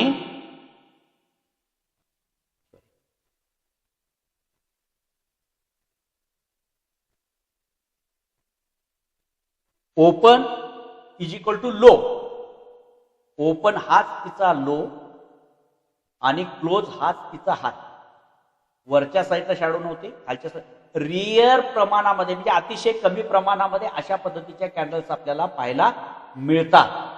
आणि ही कॅन्डल समजा जर करता आपल्याला कुठे मिळाली, सपोर्ट लेवलला मिळाली, तर या ठिकाणी मोठ्या प्रमाणामध्ये बायर ऍक्टिव्ह झाले, बुलिश मुवमेंट इथनं येऊ शकते असा निष्कर्ष आपण काढू शकतो. त्याच्यानंतर आपण बायची पोझिशन घेऊ शकतो. आता बाय हे चार्टवरती बघताना बघू आपण त्याचा स्टॉप लॉस कुठे लावायचा आहे किंवा पॅटर्न मध्ये बघताना. फक्त आता ती कॅन्डल समजून घ्या. जर अशा पद्धतीची ही कॅन्डल सुद्धा आकारानं मी काय सांगितली, इतर कॅन्डलच्या तुलनेत ही मोठी कॅन्डल असली पाहिजे. म्हणजे बॉडी आहे हे आहे पण ती छोटी जर असेल तर त्याच्या ठिकाणी व्हॅल्यू नाही. ज्या वेळेला अशा पद्धतीची मोठी कॅन्डल तयार होते म्हणजे त्या कॅन्डलमध्ये मोठ्या प्रमाणामध्ये व्हॅल्यूम आहे, मोठ्या प्रमाणामध्ये व्हॅल्यूम त्या ठिकाणी होता आणि म्हणून ही कॅन्डल स्ट्रॉंग पद्धतीची कॅन्डल तयार झालेली आपल्याला पाहायला. ही याच कॅन्डलला काय म्हटलं जातं, बिग बार कॅन्डल असं म्हणतात. बिग बार कॅन्डल असं म्हणतो आपण. स्ट्रॉंग बाईंगची कॅन्डल आहे, स्ट्रॉंग बुलिश कॅन्डल. आणि स्ट्रॉंग बुलिश कॅन्डलच्या नंतर आपण बायची पोझिशन किंवा खरेदीचा निर्णय घ्यायचा असतो. ही कॅन्डल जर सपोर्ट लेवलला तयार झालेली असेल तर या ठिकाणी आपण खरेदीची संधी शोधू शकतो. वेगळं काय याच्यामध्ये समजायची गरज नाही. एक बाब. आता ही एक प्रकारे आपण समजून घेतो. आता याच पद्धतीची दुसरी बदल काही नाही, फक्त आपल्याला बायर आणि सेलर यांचा व्यवहार काय आहे एवढंच आपल्याला समजून घ्यायचं. आता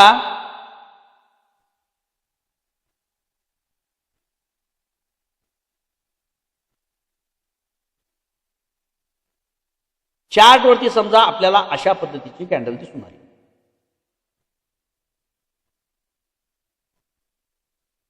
आता मला सांगा, ही रेड कलरची कॅन्डल आहे. या कॅन्डलचा ओपन कुठं असणार आहे, मार्केट ओपन झाल्याबरोबर तिची प्राइस कुठं असणार आहे, ह्याचा ओपन म्हणजे बेरिश कॅन्डलचा ओपन कुठं असणार आहे, वरती म्हणजे हाय प्राइसला ओपन होणार. आता ह्याच स्टॉकचं धरू आपण 150 समजा हाय प्राइस ओपन झाली, त्यावेळेला तिची प्राइस किती होती, 150 रुपयाला त्या स्टॉकची प्राइस ओपन झाली. मार्केट ओपन झाल्याबरोबर पहिला जो सौदा झाला तो कितीचा झाला, 150 रुपयांचा.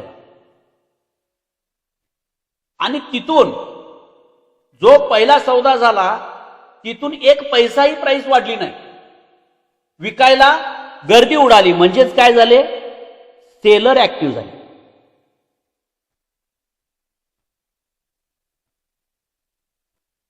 प्राइस का खाली जाणार, विकणाऱ्यांची संख्या वाढली आणि खरेदी करणारे कमी झाले.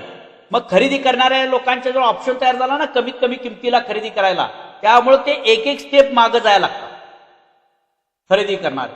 आणि सेलर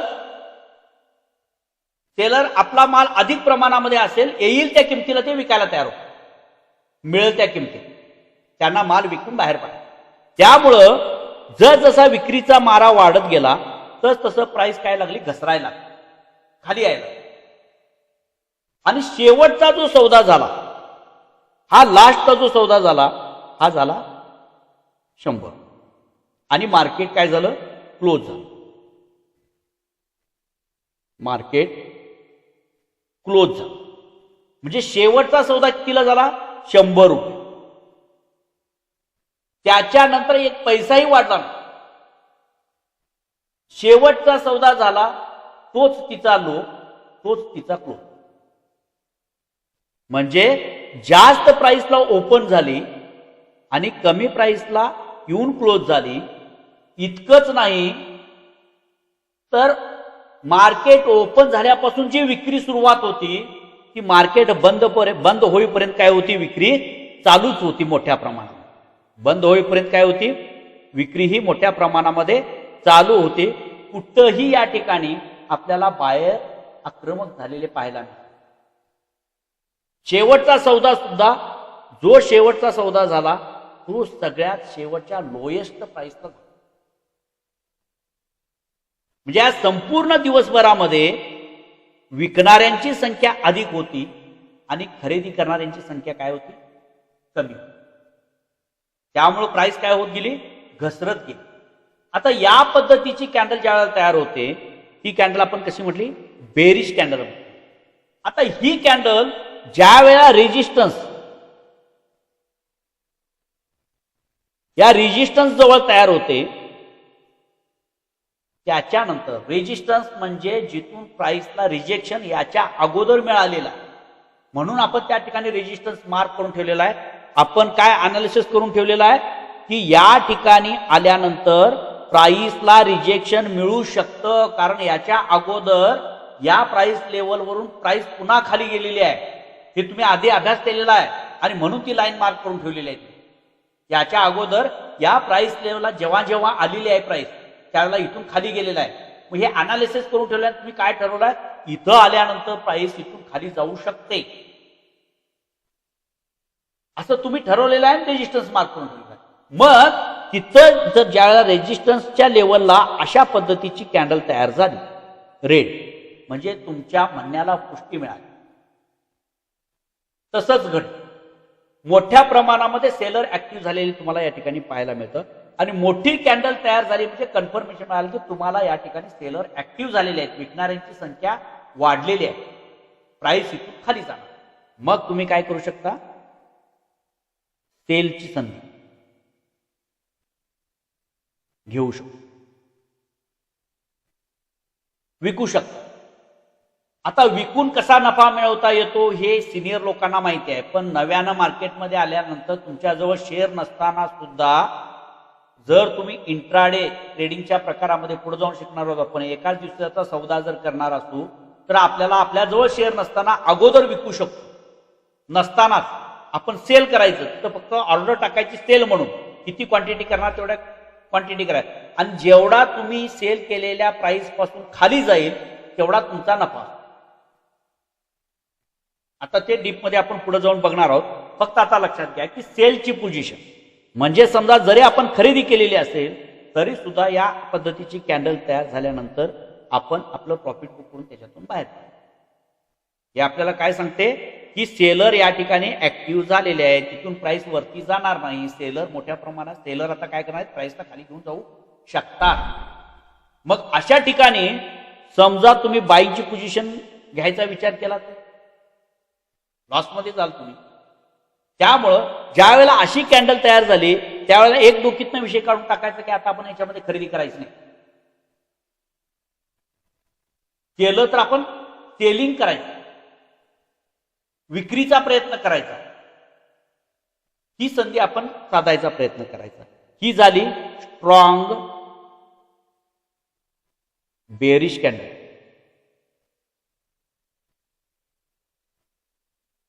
अशा पद्धतीची कॅन्डल तयार झाली की मार्केटमध्ये डाऊनफॉल चालू होण्याची शक्यता असते. फक्त ही कुठं तयार व्हायला पाहिजे, रेजिस्टन्स लेवल. रेजिस्टन्स लेवलला रेड कॅन्डल तयार झाली की तिथून प्राइस फॉल व्हायला होऊ शकते. हा निष्कर्ष आपण याच्यामध्ये काढू शकतो की स्ट्रॉंग बेरिश कॅन्डल आहे. याला पिनबार, स्ट्रॉंग पिनबार कॅन्डल सुद्धा म्हटलं जातं. बेरिश कॅन्डल ही निगेटिव्ह कॅन्डल आहे, म्हणजे प्राइस घसरणार हे सांगणारी ही कॅन्डल. या प्रमुख दोन कॅन्डल्स आपण बघितले. या रिअर केसमध्ये कॅन्डल आपल्याला बघायला मिळतात, ही पण गोष्ट लक्षात घ्या. सारख्या सारख्या किंवा वरचेवर आपल्याला अशाच पद्धतीच्या कॅन्डल्स पाहायला मिळत नाही. फार कमी प्रमाणामध्ये अशा पद्धतीच्या कॅन्डल्स आपल्याला पाहायला मिळतात. परंतु त्या दिवसभरामध्ये किंवा त्या टाइम फ्रेम मध्ये कोण अग्रेसिव्ह आहे ते समजण्याचा मार्ग. ह्या दोन कॅन्डल समजल्या, त्या दोन कॅन्डल बद्दल तुम्हाला शंका आहे का काय? या प्रमुख दोन कॅन्डल बायर आणि सेलरांचं वर्चस्व. आता ओपन कुठं होते, क्लोज कुठं होते, ह्या सगळ्या गोष्टी तुमच्या लक्षात आल्या पाहिजेत. म्हणजे कॅन्डल तयार होताना ती कशी तयार होते. ओपन झाल्यानंतर खाली जायला लागली तर कुठला कलर तयार व्हायला लागतो, ओपन झाल्यानंतर वरच्या साईडला जायला की कलर, की जिथं ओपन होते तिथंच ते ठरत असतं. लक्षात ठेवा, ओपन झाल्यानंतर तिथनं वरच्या साईडला आलं की ग्रीन व्हायला लागते, परत खाली आली खालच्या साईडला जायला लागली रेड व्हायला लागते, परत वरच्या साईडला प्राइस वरती जायला लागली परत ती ग्रीन व्हायला लागते आणि त्याच्यातून मग शॅडो तयार व्हायला लागतो. त्यामुळे ह्या गोष्टी लक्षात घ्या. चला, तर ह्या दोन प्रमुख कॅन्डल आपण प्रामुख्याने अजून ह्याच्यामध्ये खूप आपल्या खोलात उतरायचं आहे. ह्या दोन प्रमुख कॅन्डल आपण समजून घेतलाय की ह्या स्ट्रॉंग बुलिश आणि बेरिश कॅन्डल. एक बुलिश कॅन्डल दाखवली तुम्हाला ग्रीन कॅन्डलची, ज्याला पिनबार कॅन्डल आपण म्हटलं जातो. ग्रीन कलरची असेल तर ती स्ट्रॉंग बुलिश कॅन्डल आणि रेड कलरची असेल तर ती स्ट्रॉंग बेरिश कॅन्डल. आता समजा दुसरी कॅन्डल आपण बघितली, ही एक प्रकारची कॅन्डल. म्हणजे अशा कॅन्डल्स आपण बघतो, अजून त्यांच्या जागा वगैरे आपण शोधायचे आहेत, पण तरी सुद्धा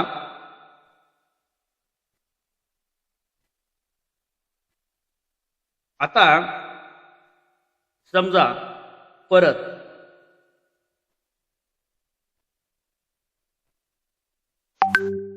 या पद्धतीची कॅन्डल आपल्याला बघायला मिळते. ही कॅन्डल कसली आहे, बुलिश आहे का बेरिश आहे मला सांगा.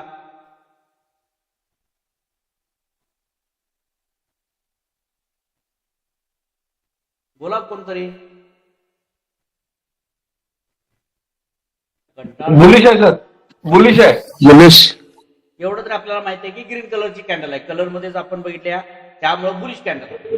आता एक लक्षात डिसाइड नाही, हा डिसाइडेड नाहीये कारण की ओपन लो माहित नाहीये, हाय आणि लो माहित नाहीये, त्यामुळे डिसाइडेड नाहीये नाही नाही नाही. बुलिश का बेअरिश आहे. नाही ग्रीन कॅन्डल आहे हे, लक्षात आलं. Okay okay. ग्रीन कॅन्डल आहे ही आणि वरच्या साईडला आपल्याला शॅडो दिसते, तर मग ही कुठल्या कलरची कॅन्डल, तर ही बुलिश कॅन्डल आहे. लक्षात घ्या, ग्रीन कलरची कॅन्डल असेल, ग्रीन कलर म्हटलं की तिचा ओपन खालीच असतो आणि क्लोज वरती असतो. आपण काय सांगितलेलं नाही, लिहिलं नाही तरी आता ती कुठं लिहिलेलं नसणार आहे, आपण त्या कॅन्डलकडे बघूनच समजणार आहोत की जी ग्रीन कॅन्डल तयार होईल चार्टवरती तिचा ओपन खालीच असणार आणि क्लोज वरतीच असणार, तरच ती ग्रीन होणार. आणि रेड कॅन्डल जर तयार व्हायची असेल तर ती ओपन वरती होणार आणि क्लोज खाली होणार. हा दोन्हीतला फरक. एक झालं. आता एक लक्षात घ्या, वरच्या साईडला आपल्याला जी शॅडो दिसून येते ही स्ट्रॉंग बुलिश कॅन्डल आहे. लक्षात घ्या, एक मगाची पिनबार कॅन्डल बघितली आपण, पण तरी सुद्धा ही सुद्धा बुलिश, स्ट्रॉंग बुलिश कॅन्डल आपण बघतोय. आपण ही कसली आहे, strong bullish candle. Strong bullish candle म्हणजे का, प्राइस ओपन झाली, बायरांचं वर्चस्व. आता इथं खाली शॅडो असेल नसेल थोडीशी असेल तो पार्ट वेगळा आहे आपल्याला. आता इथून प्राइस वाढत गेली, हाय प्राइसला जाऊन पोहोचली, म्हणजे 150 पर्यंत धरा समजा, आणि क्लोज झाली त्यावेळेला प्राइस 130 किंवा 140 दरम्यान असेल, 130. इथं 100 आणि लो तिचा होता 95. अशा पद्धतीची मुवमेंट झाली.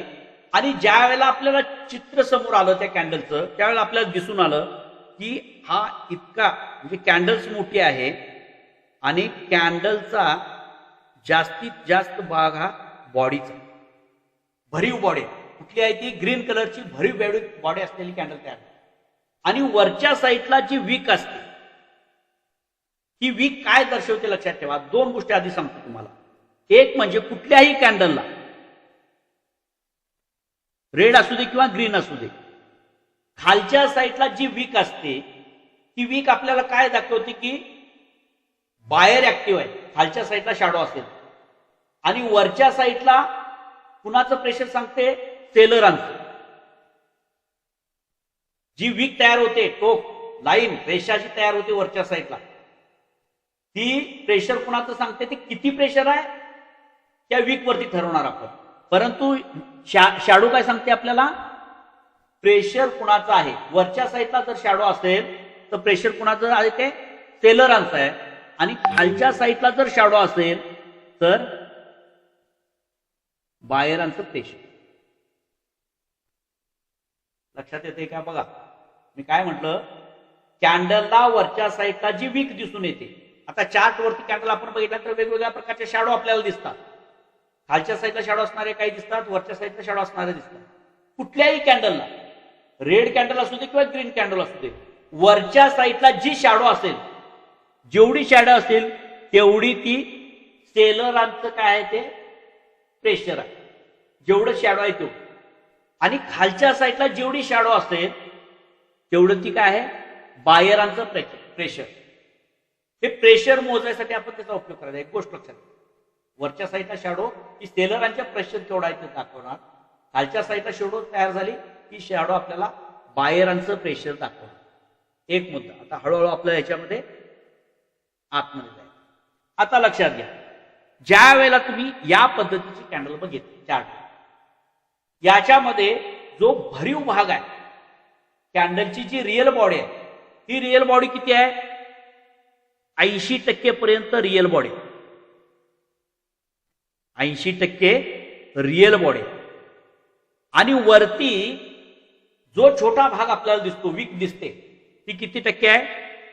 20%.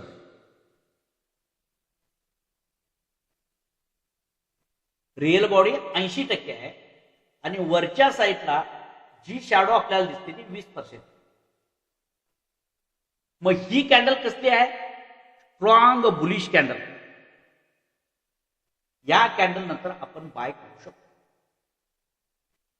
आपण जागा बघणार, फक्त कॅन्डल बद्दल आपण सांगायला लागलो. लक्षात ठेवा, ज्या ज्या वेळेला चार्टवरती अशा पद्धतीची कॅन्डल आपल्याला दिसेल आणि आपण हेरलेल्या जाग्याला, आपण शोधलेल्या जाग्याला जर ती अशा पद्धतीची कॅन्डल दिसत असेल तर त्याच्यानंतर आपण बायची पोझिशन घेऊ शकतो, खरेदी करू शकतो.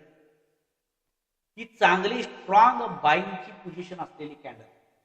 वरच्या साईडला जी शॅडो दिसते तर कारण लक्षात घ्या, या शॅडोवरती खेळ आहे. लक्षात घ्या, मी पुन्हा पुन्हा सांगतो तुम्हाला, या ज्या शॅडो दिसतात वरच्या बाजूला किंवा खालच्या बाजूला कॅन्डल चार्टवरती दिसतात, त्यात तुम्हाला त्याचं रिॲक्शन आपल्याला समजलं पाहिजे की नेमकं प्रेशर कोणाचं आहे. ज्याचं प्रेशर आहे त्याच्यामधून आपण काम करायचं. वीक माणसाबरोबर मार्केटमध्ये आपल्याला काम करायचं नाही. जो स्ट्रॉंग आहे त्याच्याबरोबर काम करायचं. आता याच्यामध्ये एवढी भरीव कॅन्डल तयार झाली, याचा अर्थ त्या टाइम फ्रेम मध्ये बायर मोठ्या प्रमाणामध्ये ऍक्टिव्ह होते. मग वरच्या साईडला जी शॅडो तयार झाली, ती शॅडो तयार होण्याचं कारण काय? एक गोष्ट लक्षात घ्या, ज्या लोकांनी 100 रुपयाला बाईंग केलेलं आहे त्यांची प्राइस 150 पर्यंत गेल्यानंतर काही लोकांना फायदा झाला असेल की नाही? ज्या लोकांना फायदा झाला आणि ज्यांना असं वाटलं की आपण आहे ते प्रॉफिट आता बुक करावं, म्हणून काही लोक काय करतात, प्रॉफिट बुकिंग करतात. त्यावेळेला प्राइस थोडीशी खाली. हे सेलिंग नाहीये. ज्या लोकांनी खरेदी केलेला आहे, बाईंग केलेला आहे, त्यांनी प्रॉफिट बुकिंग केलेलं, विकलंय पण प्रॉफिट बुकिंग, प्रॉपर विकायसाठी बसणारे लोक नव्हे. हे काय, ज्यांनी बाय केले त्याने प्रॉफिट बुकिंग करण्यासाठी घेतलेलं आहे. मला मिळालं प्रॉफिट, ठीक आहे, बुक करून मोकळे झाले. त्यामुळे हे थोडीशी प्राइस खाली आलेली असते. अशा पद्धतीचं ज्या कॅन्डल, जी कॅन्डल ग्रीन आहे, बुलिश कॅन्डल आपण बघतोय आता, जी कॅन्डल ग्रीन कलरची कॅन्डल आहे आणि त्या कॅन्डलचा भरीव भाव 80% आहे आणि वरच्या साईडला 20% पर्यंत आपल्याला जर शॅडो दिसून येत असेल, 20% पेक्षा कमी किंवा जास्तीत जास्त 20% झाला इतकी शॅडो जर दिसत असेल तर ती कॅन्डल आपल्याला स्ट्रॉंग बाय बुलिश कॅन्डल म्हणून आपण ओळखू शकतो. याच्यानंतर आपण बायची पोझिशन घेऊ शकतो. आता या कॅन्डल कुठं तयार झाल्यानंतर आपण बाय करणार आहे, तो पुढे जाऊन बघणार आहे स्टेप बाय स्टेप. पण जिथं बाय करणार आहे त्या ठिकाणी या पद्धतीची कॅन्डल आपल्याला असायला हवी. एक, जिथं आपण बाय शोधणार आहे ना त्या ठिकाणी तयार अशा पद्धतीची कॅन्डल तयार झाली असेल तरच आपण एंट्री करणार, नाही तर करणार नाही. ही बुलिश कॅन्डल मध्ये एक कॅन्डल. ओके, वेळ झालेला आहे त्यामुळे ही एक कॅन्डल, आता उर्वरित कॅन्डल आपण उद्याच्या भागामध्ये बघूया कारण वेळ झाला आपल्याला. ही कॅन्डल समजली का तुम्हाला? ह्या पहिल्या 2 कॅन्डल्स किंवा कॅन्डल तयार होण्याची पद्धत नवीन लोकांना समजली का? रेखा मॅम असतील, सुजाता मॅम असेल, बोला काय समजलं आहे का नाही? Okay, done. उद्यापासून आपण कॅन्डलच्या पुढच्या भागात, हा खूप मला रिअर वाटणारा भाग आहे किंवा तुम्हाला असं वाटत असेल की अरे या छोट्या छोट्या गोष्टी आहेत. नाही, या छोट्या छोट्या गोष्टी नाहीत. लक्षात ठेवा, इथंच तुम्ही मिस्टेक करत असताय. तुम्ही जे काय मिस्टेक करता किंवा चुका करता, तुमच्या चुका याच ठिकाणी धरलेल्या असतात. तुम्ही अगोदरची कॅन्डल बघता आणि ज्या ठिकाणी तुम्हाला डिसिजन घ्यायचा असतो त्या ठिकाणी काय कंडिशन तयार झालेलं आहे याचा विचार तुम्ही करत नाही. तुम्हाला जिथं एंट्री घ्यायची आहे त्याच्या अगोदर जी कॅन्डल बघायची आहे ती कॅन्डल कशी बघायची आहे, कुठली बघायची. आता याच्यामध्ये या संपूर्ण कॅन्डलमध्ये तुम्हाला बायरांचं वर्चस्व दिसतंय. 20% कॅन्डलची वीक आपल्याला दिसते. ही 20% कॅन्डल ही प्रॉफिट बुकिंग मध्ये तयार झालेली असते. याच्यापेक्षा जेव्हा जास्त होते त्यावेळेला त्याचा अर्थ आपण काय घ्यायचा हे आपण पुढे बघू, उद्याच्या क्लासला बघू.